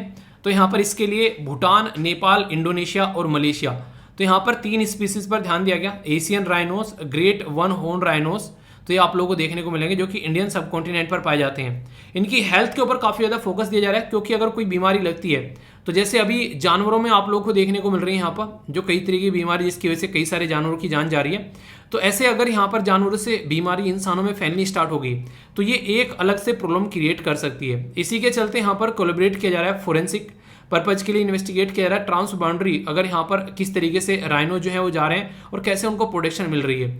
तो new Delhi declaration on Asian rhinos 2019 में यहाँ पर आया, जो यहाँ पर 4 देश तो ये थे और एक इंडिया, तो 5 देश के द्वारा यहाँ पर पार्टिसिपेट किया गया। तो ये भी एक फैक्चुअल इन्फॉर्मेशन है। यूपीएससी यहाँ से क्वेश्चन पूछ चुकी है और जितना मैंने आप लोगों को पढ़ाया है, अगर उसके बेस पर भी आप लोग क्वेश्चन को यहाँ पर अटेम्प्ट करोगे तो काफी हद तक आप लोग काफी यहाँ पर इसमें एक सक्सेस पाओगे। कैसे? जैसे मैंने आप लोगों को पूरा पढ़ा है यहाँ पर राइनोज के बारे में, आप लोग तीसरी स्टेटमेंट पढ़ो। यहाँ पर बोला गया कि वन हॉर्न राइनोज जो है यहाँ पर राइनोसोरस वो नेचुरली फाउंड, मतलब naturally found in India only, यानी कि ओनली इंडिया के अंदर पाए जाते हैं। तो क्या ये स्टेटमेंट यहाँ पर सही है? तो आप लोग यहाँ पर तुरंत इसको उड़ा सकते हैं। ठीक है, तो इस तरीके से आप लोग समझ सकते हैं। बोला गया डबल हम्प्ड कैमल जो है वो नेचुरली इंडिया में पाए जाते हैं ओनली। आप लोगों ने कभी सुना है डबल हम्प कैमल जिनकी दो दो ठेठ होती है इस तरीके के? इंडिया में कभी आप लोगों को देखने को मिलते हैं इस तरीके के ऊँट? आप लोगों को नॉर्मल ऊँट आप लोगों को देखने को मिलेगा जिसके एक इस तरीके की देखने को मिलती है। तो ये यहाँ पर इसके बारे में इंफॉर्मेशन है। इसी के साथ में यहाँ पर ये बोला जा रहा है Asiatic lion is naturally found in India only. ये बिल्कुल सही स्टेटमेंट है यहाँ पर। ठीक है, तो ये आप लोग याद रखते हैं। तो इसके बारे में सारी चीजें मैंने आप लोगों को प्रोवाइड करा दी हैं। तो आंसर यहाँ पर इसका ए हो गया। एशियाटिक जो लायन है वो नेचुरली आप लोगों को देखने को मिलेगा ओनली इन इंडिया। गिर नेशनल पार्क जो आप लोगों को देखने को मिलता है वो यहाँ पर नेचुरल हैबिटेट इनका आप लोगों को नजर आएगा। ठीक है, दूसरे जो एशियाटिक लायन जो वन आप लोगों को जो दूसरे रेंज है वो आप लोगों को ईरान में भी देखने को मिलते हैं, पर यहाँ पर एशियाटिक लायन की बात की जा रही है। और बाकी राइनोसोरस के बारे में मैंने आप लोगों को बता दिए, इनकी 5 प्रजातियों के बारे में भी आप लोगों को बता दिया। तो ये ऐसी इंपॉर्टेंट टॉपिक है जो कई बार एग्जाम में पूछे जा चुके हैं। ठीक है, एक क्वेश्चन हो रहा है यहाँ पर, बोला जा रहा है राइनोज जो है जिनके यहाँ पर बोला जा रहा है दे हैव 2 हॉर्न। ठीक है, तो किसके 2 सींग पाए जाते हैं? 2 सींग मतलब आप लोग यहाँ पर देख सकते हैं, यहाँ पर इसके 2 सींग आप लोगों को देखने को मिल रहे हैं। ठीक है, यहाँ पर इसके 2 सींग आप लोगों को देखने को मिल रहे हैं। तो इस तरीके से यहाँ पर बात की जा रही है। तो सुमित्रन राइनोज, जावन rhinos, black rhinos, white rhinos, तो कौन सा सही है यहाँ पर? तो सही आंसर देखने को मिलेगा जिसके 2 सींग पाए जाते हैं। तो आंसर यहाँ पर सी यानी कि सेकंड, यानी कि जावियन राइनोज के नहीं है। ठीक है, तो यहाँ पर अगर बात करें जावियन राइनोज आप लोगों को ये देखने को मिलेगा। तो इस तरीके से अगर कुछ स्टेटमेंट आप लोग की क्लियर रहते हैं ना, 1-2 स्टेटमेंट भी अगर आप लोग क्लियर रहते हैं, आप लोग को पता है जावियन नहीं है यानी कि 2 नहीं है, अगर इतना भी आप लोगों को पता है तो आंसर आप लोग का निकल कर आ गया। तो इस तरीके से एलिमिनेशन मेथड जो है वो इस्तेमाल किया जाता है, पर लेकिन जैसे यूपीएससी ने अभी यूटर्न मारा था आप लोगों के लिए, एलिमिनेशन मेथड आप लोग इस्तेमाल नहीं कर पाए, तो ऐसे क्वेश्चन उसने यहाँ पर पूछ लिया आप लोगों से, जैसे कि 1 पेयर, 2 पेयर, 3 पेयर। तो ये भी काफी इंपॉर्टेंट क्वेश्चन बन गया। इसमें आप लोग एलिमिनेशन मेथड इस्तेमाल ही नहीं कर पाएंगे, तो इसके लिए आप लोगों को अपने आप को स्पेशल तरीके से प्रिपेयर करना पड़ेगा एग्जाम के पॉइंट ऑफ व्यू से। तो यहाँ पर ग्रेट 1 हॉर्न यानी कि इंडियन राइनोज वनरेबल कैटेगरी में है, जावियन राइनोज इंडेंजर कैटेगरी में है, ब्लैक राइनोज नियरली थ्रेटन है और व्हाइट राइनोज क्रिटिकली इंडेंजर्ड है। सही आंसर क्या है यहाँ पर? तो इसका सही आंसर आप लोग बेसिकली अगर याद है तो आप लोग बता सकते हैं, वरना इस स्लाइड के अंदर में ये सारी बातें बता रखी है। जैसे कि यहाँ पर बात करें ये वनरेबल है, यानी कि स्टेटमेंट फर्स्ट जो है वो करेक्ट आप लोगों को देखने को मिलेगी।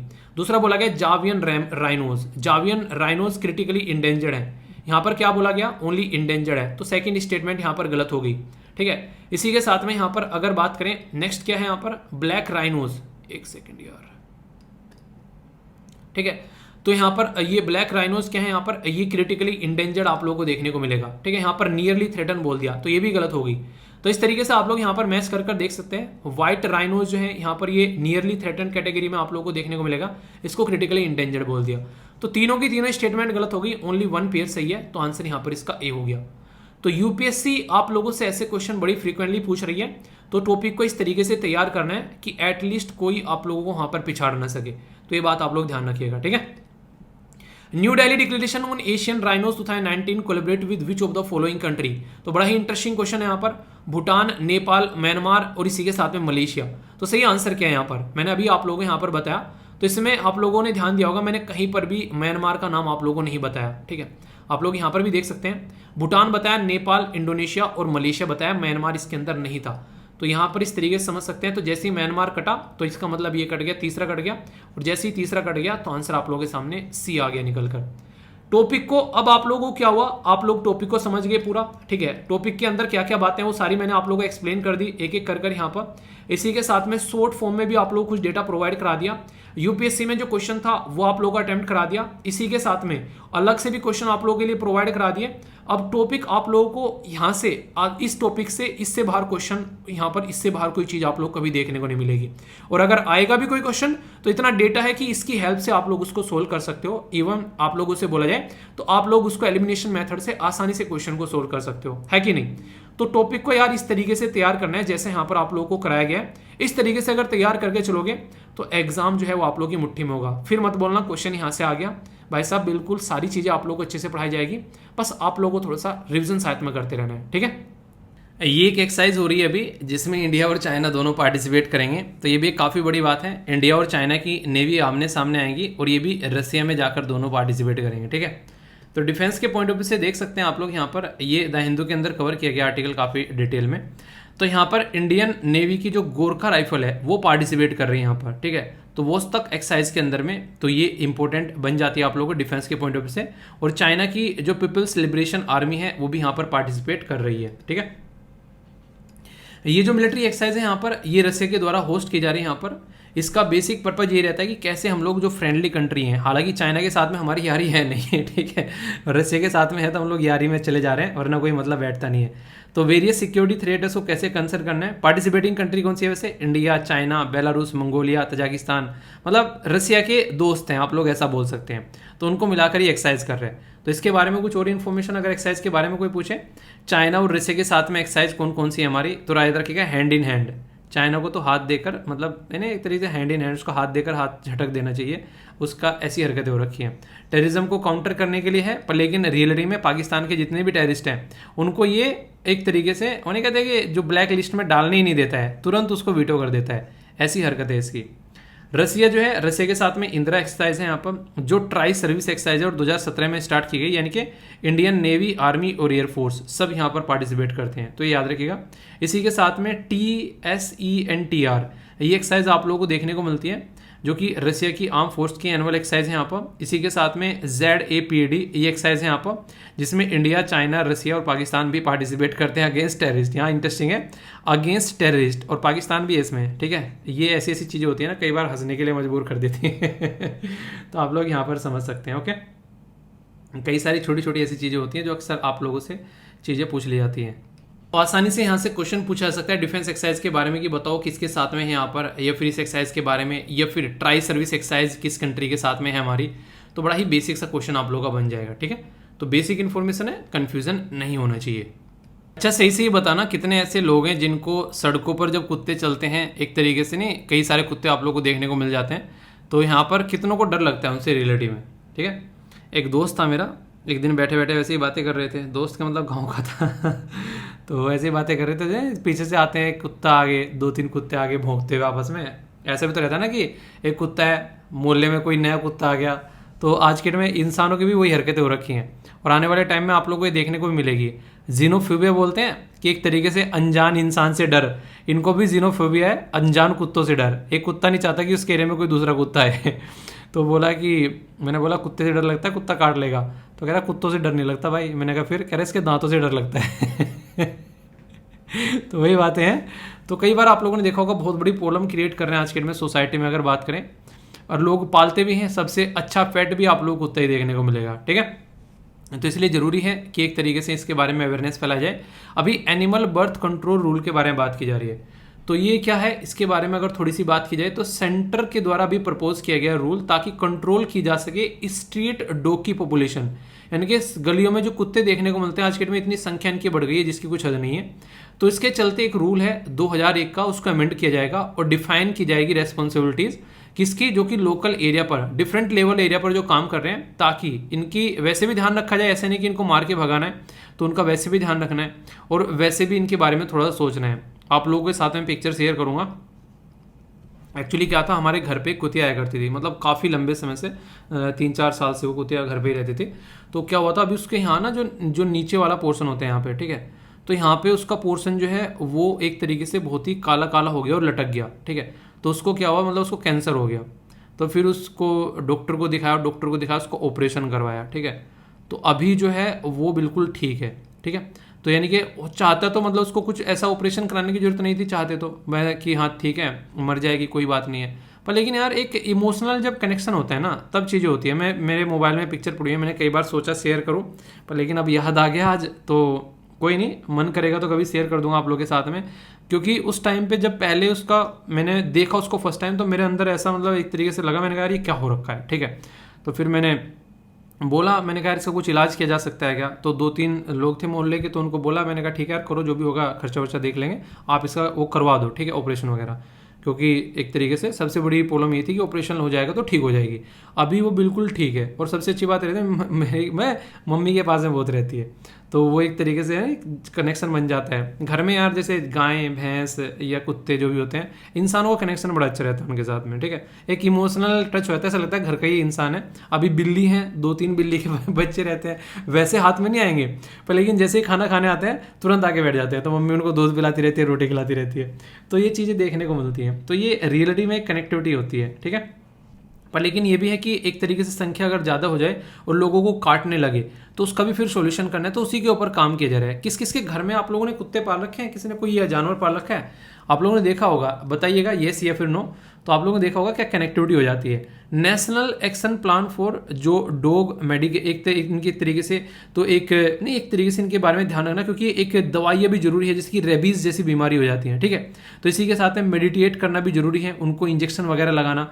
तो ये इसके ऊपर काम कर रहे हैं हम लोग कि 2030 तक हम लोग को रेबीज जो है उसको खत्म करना है। तो ये इंटरेस्टिंग क्वेश्चन बन सकता है, ठीक है, न्यूज़ में है अभी। अगर बात करें तो यहाँ पर रेजिस्टेंस वेलफेयर एसोसिएशन आप लोगों को देखने को मिलेगी, जो कि रिस्पॉन्सिबल करे कि हाँ इसको कैसे रोकना है। स्ट्रीट डॉग या फिर एनिमल बर्थ कंट्रोल प्रोग्राम चलाए जाते हैं, और हेल्पलाइन भी प्रोवाइड कराया जाए लोकल लेवल पर, ताकि किसी को कुत्ते ने काट लिया, रेबीज ना फैले, तो उसका तुरंत इंजेक्शन लगाया जा सके। ये माना जाता है कि अगर कुत्ते का काटा हुआ इंसान को अगर तुरंत इंजेक्शन न लगाए तो कुत्ते की तरह ही लार टपका टपका कर मरता है। ऐसी बातें आप लोगों ने सुनी भी होगी, तो ये काफ़ी ज़्यादा खतरनाक है, तो काम करना जरूरी है, ठीक है। तो ये हेल्थ के लिए भी काफ़ी इंपॉर्टेंट है और सिक्योरिटी के लिए भी अगर बात करें तो, ओके। ये एक ऐसा टॉपिक है यार जिसके ऊपर यूपीएससी मेंस में क्वेश्चन पूछ चुकी है। वैसे तो हेल्थ से रिलेटेड ही है, पर लेकिन इससे अलग से क्वेश्चन पूछा गया, और बात की जा रही है किसके बारे में, वॉश के बारे में। हाथ वॉश करने के बारे में आप लोगों ने सुना होगा कोविड-19 के टाइम पे, कि कम से कम 20 सेकंड तो हाथ धोना ही चाहिए, वरना जर्म्स जो हैं वो आप लोगों के हाथों पे लगे रहते हैं। तो ये जो वॉश है इसको बोलते हैं वाटर सैनिटेशन एंड हाइजीन, यानी कि पानी, साफ सफाई, साफ सुरक्षा आप लोगों के बारे में बोल सकते हैं यहाँ पर। तो ये इसकी वजह से बहुत सारी बीमारियाँ फैलती हैं, तो इसी के चलते यहाँ पर इन्फेक्शन प्रिवेंशन कंट्रोल आप लोग इसको बोल सकते हैं। तो अभी 2 लोगों के द्वारा मिलकर, लोग नहीं है ऑर्गेनाइजेशन है, एक तो है वर्ल्ड हेल्थ ऑर्गेनाइजेशन और दूसरा है यूनाइटेड नेशन चिल्ड्रन फंड, इनके द्वारा मिलकर एक रिपोर्ट रिलीज की गई है, जिसमें बात की है progress on the wash in the health care facilities 2000 से लेकर 2021 की रिपोर्ट। तो ये रिपोर्ट है काफ़ी इंपॉर्टेंट, जो कि किसके द्वारा रिलीज की गई है, इनके द्वारा। तो यहाँ से क्वेश्चन बन सकता है। तो कोशिश की जा रही है कि वर्ल्ड में जो हेल्थ केयर फैसिलिटी है वो बेसिक हाइजीन जो है लोगों तक प्रोवाइड करा जाए। लगभग 4 बिलियन के करीब जो लोग हैं वो रिस्क पर हैं यहाँ पर, इसकी वजह से इतनी प्रॉब्लम देखने को मिलती है।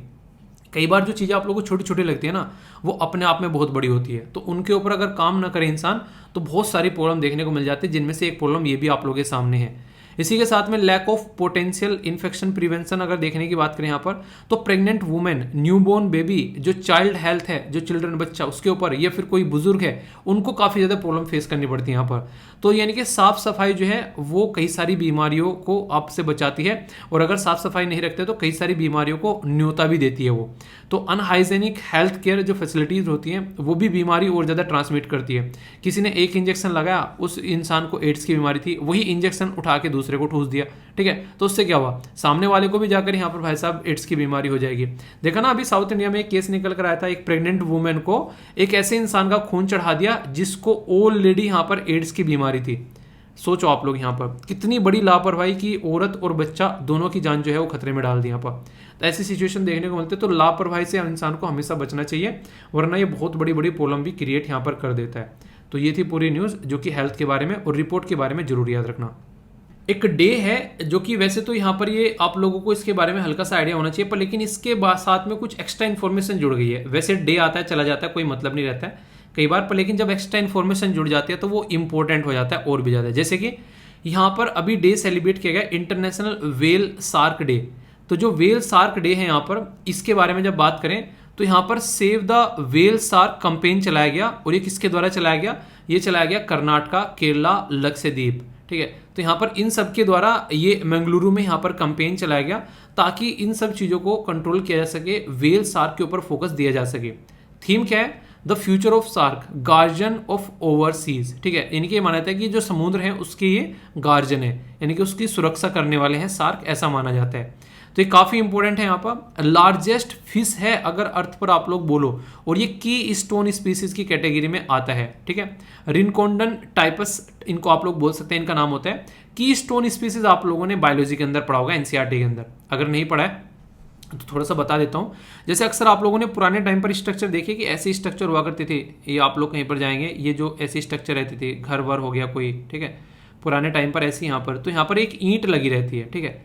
वैसे अगर देखा जाए जो ईंट होती है ये काम क्या करती है, ये की स्टोन का काम करती है, यानी कि इसको अगर निकाल दोगे तो ये सारी ईंटें जो है नीचे गिर पड़ेंगी, तो वो इसको बैलेंस बनाए रखने का काम करती है, तो उसको की स्टोन बोलते हैं। की स्टोन स्पीसीज जो काफ़ी इंपॉर्टेंट है, वैसे उसको ऐसे तो कोई काम नहीं है पर लेकिन अगर उसको हटा दो तो दिक्कत हो जाती है, तो ऐसे आप लोग बोल सकते हैं, ठीक है। इसी के साथ में यहाँ पर इसको ओ विवो पोरस, ठीक है, तो ये आप लोगों को देखने को मिलेगा। इसका मतलब होता है कि ये बर्थ देते हैं एक तरीके से younger rather than laying egg, यानी अंडे नहीं देते हैं, ये डायरेक्ट जो है बच्चों को जन्म देती हैं, ठीक है। और सेक्चुअली मैच्योरिटी जो है वो 10 साल के ओल्ड आप लोगों को देखने को मिलेगी, ठीक है। इसी के साथ में यहाँ पर ये ऐसा तो नहीं है, सी काउ के बारे में मैंने अभी डिस्कस किया था आप लोगों से। सी काउ जो है वो केला एक ऐसा जानवर है जो कि आप लोगों को देखने को मिलेगा उसके समुद्र के अंदर में, शाकाहारी है। सी काउ का नाम कैसा है, वैसे डी से उसका नाम बनता है, बताओ नाम क्या है पूरा। तो यहाँ पर व्हेल शार्क जो है वो फीड करती है, दुनिया भर के सामान खाती है, ठीक है। शार्क जो है उसके बारे में बात करें तो गुजरात का जो कोस्ट है वहाँ पर आप लोगों को देखने को मिलती है। और इसका स्टेटस क्या है जो कि एग्जाम में पूछा जाता है, तो वाइल्ड लाइफ प्रोटेक्शन एक्ट है 1972 का शेड्यूल फर्स्ट में रखा गया है। आईयूसीएन के अंदर में इसको रेड लिस्ट में इंडेंजर्ड कैटेगरी में, और आईयूसीएन के अंदर में अगर बात करें स्टेटस असाइन किया गया है लार्जली एक तरीके से डिप्लीटिंग, यानी कि इनकी संख्या खत्म होती जा रही है। तो ये माना जा रहा है कि समुद्र जो है उसके ऊपर काफी इंपैक्ट पड़ेगा। ऐप भी रखा जा रहा है, कल को चलकर इनकी संख्या जितनी जल्दी घट रही है उसके ऊपर थोड़ा सा और ध्यान रखा जा सके। तो ये कई सारी सिचुएशन है जिसको कंट्रोल करने की भी कोशिश की जाती है, ठीक है। तो यह बेसिक कंफ्यूजन नहीं होना चाहिए। ऐसे क्वेश्चन आप लोगों से कई बार पूछ ले जाते हैं, और साइंस एंड टेक के अंदर में या फिर लॉ एंड ऑर्डर के अंदर में या फिर सिक्योरिटी के बारे में बात करें तो आप लोग याद रखिएगा, बात की जा रही है IPAWS, पूछ ले कि या क्या है तो याद रखिएगा integrated public alert warning system यहाँ पर बोला गया है। ये जो IPAS भी बोल सकते हैं, इंटीग्रेटेड पब्लिक अलर्ट सिस्टम, या फिर वार्निंग सिस्टम भी आ जाए तो कोई टेंशन नहीं है। तो यहाँ पर ये एक प्लेटफॉर्म है जो कि इंटरनेशनल, ये basically international telecommunication union ITU और कॉमन अलर्ट प्रोटोकॉल के द्वारा यहाँ पर ये एक वार्निंग सिस्टम है। जिसमें क्या किया जा रहा है, इसमें बेसिक फोकस यहाँ पर ये है कि खासकर जो भी हैजार्ड्स इमरजेंसी अलर्ट्स होते हैं पब्लिक को, उसके बारे में वार्निंग दी जा सके, खासकर इंटरनेट के बारे में, ठीक है। तो इसके चलते यहाँ पर जो C.DOT है वो यहाँ पर कोशिश करता है कि डिजास्टर को मैनेज किया जा सके, कल को कोई प्रॉब्लम आती है तो उसका सोल्यूशन निकाला जा सके। तो ये कवरेज करेगा, यहाँ पर अलर्ट देगा लोगों को, अगर कोई वनरेबल लैंग्वेज का कोई मैसेज उनके पास में आ रहा है, इमरजेंसी फूड साइक्लोन या फिर कोविड-19 जैसे पेंडेमिक के बारे में कोई इन्फॉर्मेशन आ रही है, तो यहाँ पर उसको तुरंत जो है इम्प्लीमेंट किया जा सके। ऑलरेडी ऑपरेशनल है यहाँ पर 34 स्टेट और यूनियन टेरिटरी में। तो इस फैसिलिटीज़ को यहाँ पर अभी बात की जा रही है, यूज़ किया गया था अमरनाथ की यात्रा के टाइम पर भी, यानी कि एकदम बड़ा ही एकदम कुछ फूड इस तरह का सिस्टम है, तुरंत यहाँ पर उसको इम्प्लीमेंट किया जाए ताकि लोगों को पता चल सके भाई साहब दिक्कत हो रही है, तो लोग जो है अपना थोड़ा ध्यान रख सकें ऐसे सिचुएशन के टाइम पर। तो ये आप लोगों को देखने को मिलेगा, तो इंपॉर्टेंट है और जरूरी भी है, यहाँ पर कई सारे लोगों की जान बचाई जा सकती है। एजुकेशन के बारे में काफ़ी इंपॉर्टेंट न्यूज़ है और बात की जा रही है परक के बारे में, PARAKH। इसका मतलब है performing assessment review and analysing of knowledge for holistic development. मतलब कहने का यह कि अगर किसी चीज़ को आप लोगों को डेवलप करना है तो उसका संपूर्ण डेवलपमेंट करना है। ऐसे नहीं कि आप लोग किसी को एजुकेशन दे रहे तो बस उसको किताबी कीड़ा बना दो, उसको सोसाइटी के बारे में भी इन्फॉर्मेशन दो, उसको हेल्थ के बारे में बताओ, ठीक है, उसको कंट्री के बारे में बताओ, उसको कल्चर के बारे में बताओ, उसको हमारी कंट्री के जो एक तरीके से जो एक सिविलाइजेशन है हमारी कंट्री की उसके बारे में उसको बताओ। तो ये एक परक जो है ये प्रपोज किया गया है new regulator for uniformity all boards. देखिए हमारी कंट्री में सबसे बड़ी प्रॉब्लम पता है क्या है, सबसे बड़ी प्रॉब्लम यह है, मान लीजिए कोई जो है तमिलनाडु बोर्ड का है, कोई बिहार बोर्ड का है, कोई महाराष्ट्र, कोई उत्तर प्रदेश बोर्ड का, कोई गुजरात बोर्ड का, तो उनके अलग अलग स्टेट में अलग अलग लेवल का सिलेबस देखने को मिलेगा। और आप लोगों को बता दूं कई सारे स्टेट ऐसे हैं कि बाबा आदम के जमाने का सिलेबस फॉलो कर रहे हैं, वही बाबा दादा ने पढ़ा है और वही वो पढ़ रहे हैं, ऐसी चीज़ देखने को मिलती है। तो इसकी वजह से जब वो सेंट्रल लेवल पर किसी एग्जाम की तैयारी करते हैं तो बहुत ज़्यादा प्रॉब्लम फेस करनी पड़ती है। मैं बता दूं मैं भी स्टेट बोर्ड से पढ़ा हूँ, ठीक है, और स्टेट बोर्ड में भी हिंदी मीडियम से पढ़ा हूँ, ठीक है। तो इसकी वजह से यहाँ पर जब स्टार्टिंग में चीज़ें स्टार्ट की गई, ठीक है, तो उस टाइम पर काफ़ी ज़्यादा प्रॉब्लम हुई। और ये सारी चीज़ें ऐसी होती हैं कि इंसान को काफ़ी ज़्यादा झेलनी पड़ती हैं। पर लेकिन आराम आराम से आप लोगों को इसके ऊपर काम करना पड़ेगा। कई बार दिक्कत क्रिएट करती है स्टार्टिंग में, पर स्टार्टिंग में इतना काम करोगे उतना ही ज़्यादा बेटर रहेगा। तो मिनिस्ट्री ऑफ एजुकेशन चाहती है कि यहाँ पर ये प्रॉब्लम न फेस करनी पड़े। किस किस ने ये प्रॉब्लम फेस की है, आप लोग इसके साथ में कनेक्ट हुए होंगे तो आप लोग देख सकते हैं कि कितनी बड़ी प्रॉब्लम होती है। यहाँ पर इंग्लिश मीडियम का बच्चा जो है वो हिंदी में नहीं जा सकता और हिंदी मीडियम का बच्चा जो है वो इंग्लिश में नहीं आ सकता, तो एक तरीके से बार क्रिएट हो जाता है। तो इसके चलते एनसीईआरटी यहाँ पर जो है वो कॉन्स्टिट्यूट कर रही है एक प्रॉपर वे में टास्क जो है यहाँ पर, जिससे कि यहाँ पर चीज़ों को सोल्यूशन निकाला जा सके। और नेशनल अचीवमेंट सर्वे जो है, जो खासकर स्टेट अचीवमेंट सर्वे जो है उसके ऊपर फोकस किया जाएगा, ताकि अभी जो नई एजुकेशन पॉलिसी आ रही है हमारे देश में 2020 की, उसके हिसाब से काम किया जा सके। तो ये परख के बारे में आप लोग याद रखेगा। और नेशनल एजुकेशन पॉलिसी सबसे पहले आप लोगों को पता है हमारे कंट्री में 68 में आई थी, फिर 1986 में आई और अभी यहाँ पर 2020 में आप लोगों को देखने को मिल रही है, तो तीसरी है। तो यहाँ पर एक तरीके से स्टूडेंट्स के ऊपर एक अच्छा इम्पैक्ट पड़ेगा। आप लोग ही क्या रहे इसके बारे में, अगर आप लोगों से कोई पूछे है नहीं पॉजिटिव, या फिर आप लोगों को कोई और अच्छा सजेशन हो तो आप लोग बता सकते हैं। ओके, कुछ क्वेश्चन है, हालांकि ये क्वेश्चन यूपीएससी में तो नहीं पूछे जाएंगे, पर वनडे टाइप के एग्जाम में स्टेट पीसीएस में कई बार आप लोग ये क्वेश्चन बन जाते हैं। पर यूपीएससी भी कई बार वैसा क्वेश्चन पूछ लेता है जो कि पर्सनैलिटी बेस्ड कोई क्वेश्चन होता है डायरेक्टली, ठीक है। अगर कोई ऐसे इस तरीके क्वेश्चन भी आप लोगों की स्टेटमेंट में देके पूछा जा सकता है कि कौन कौन सी कंपनी पार्टिसिपेट कर रही है, तो स्टेटमेंट भी बन जाते हैं कई बार। बोला गया सॉरी बोला गया कि विच कंपनी अभी पार्टिसिपेट कर रही है जब 5G टेक्नोलॉजी ला रही है, तो यहाँ पर मेटा यानी कि फिजिक्स के साथ में गूगल, माइक्रोसॉफ्ट और इंटेल सबके साथ में, ताकि 5G सर्विस को ढंग से इंप्लीमेंट किया जा सके।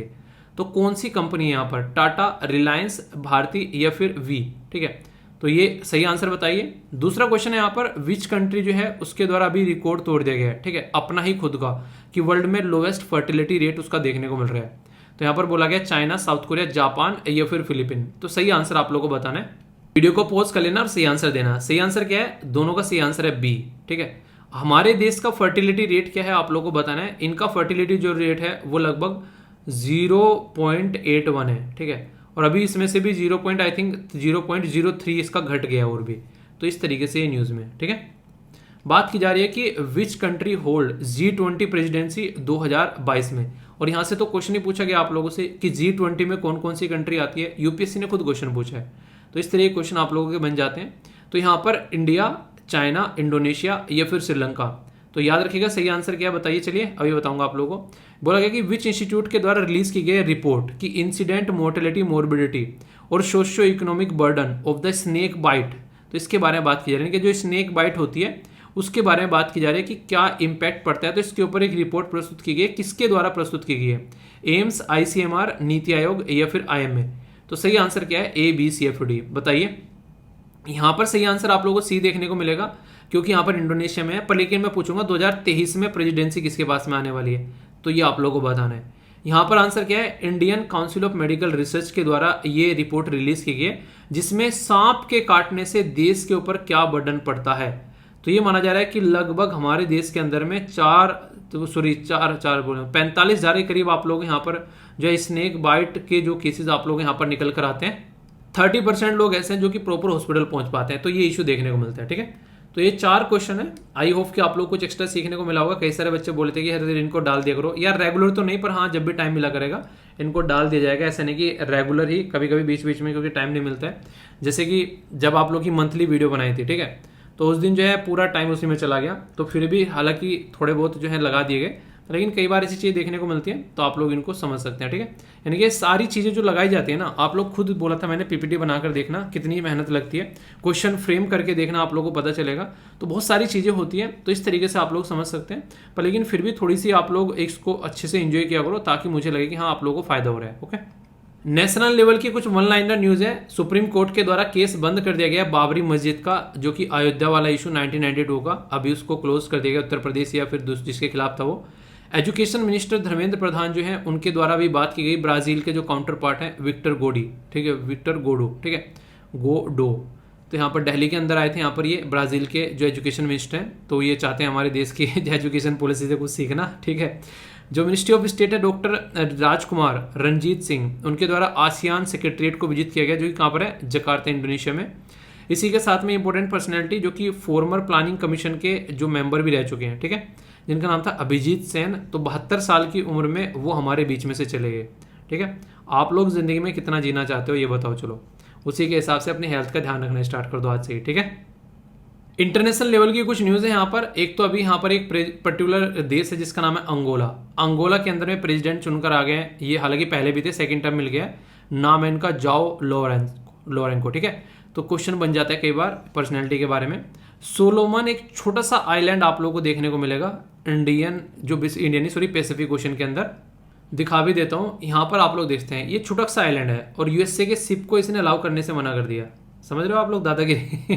पीछे कौन खड़ा है? कुत्ता जब भौंकता है, जब पीछे बाप खड़ा होता है। तो चाइना खड़ा है, इसलिए इसके द्वारा हरकतें की गई।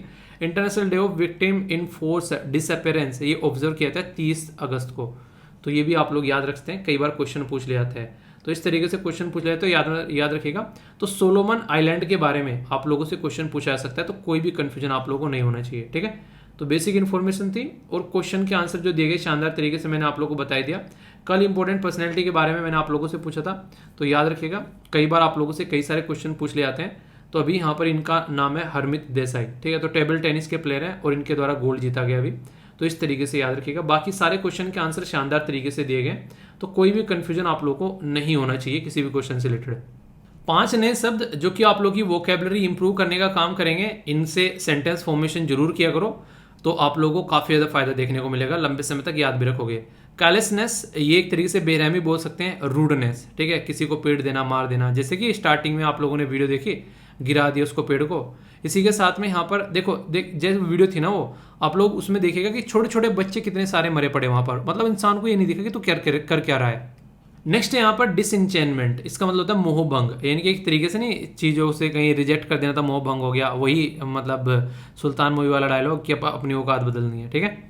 इसी के साथ में एग्रीवेट के बारे में बात की रहे, छेड़ना, ठीक है, किसी चीज़ को वर्स्ट कंडीशन में बनाना। नॉर्म्स आदर्श होते हैं कि इतने स्टैंडर्ड जिंदगी में होना चाहिए, इतना स्टैंडर्ड तो रखो कम से कम कि यार इतना पढ़ना है डेली, कम से कम अपना एक स्टैंडर्ड बना के रखो कि मॉर्निंग में उठकर एक लेक्चर देखना है, उसको फिक्स टाइम पर। आप लोगों को बता दिया है ना कि आप लोगों को डेली लेक्चर जो है 6:45 पे मिल जाता है, तो आप लोग उसके हिसाब से पूरा शेड्यूल अपना तैयार कर सकते हो।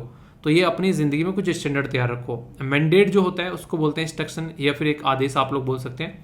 तो ये डेली आप लोगों को ये सारी से मिल जाती है वोकैबुलरी भी, और इनको सबको मैं SLV पीडिया वाले टेलीग्राम पर भी शेयर कर देता हूँ। तो यहाँ पर आप लोग जरूर कनेक्ट रहिए, कोई भी दिक्कत आप लोगों को देखने को नहीं मिलेगी, बहुत सारी इन्फॉर्मेशन यहाँ पर शेयर की जाती है, ठीक है। कल इंग्लिश का सेशन शेयर किया गया 84th, तो यहाँ पर बात कैसे करनी है उसके बारे में चीज़ें रहती हैं, और एक आर्टिकल्स वगैरह भी आप लोगों के लिए यहाँ पर शेयर किए जाते हैं, तो उनको भी आप लोग एंजॉय कर सकते हैं। और मंथली वीडियो की PDF भी प्रोवाइड करा दूंगा, किस किस ने वीडियो देख लिया जरूर बताएगा, और बाकी फीडबैक देकर जरूर जाना, ताकि मुझे पता चलता रहे कि आप लोगों की ज़िंदगी कैसी चल रही है। और मेरे साथ में ट्विटर, इंस्टाग्राम, फेसबुक पर भी आप लोग कनेक्ट हो सकते हैं, सारे लिंक वीडियो के नीचे मिल जाएंगे। आसपास सफाई रखो, पानी और पेड़ पौधों को सेव करो, पॉलिथीन और प्लास्टिक बैग वगैरह बिल्कुल भी यूज़ नहीं करना है। तो नेक्स्ट लेक्चर में मिलता हूँ, तब तक के लिए जय हिंद।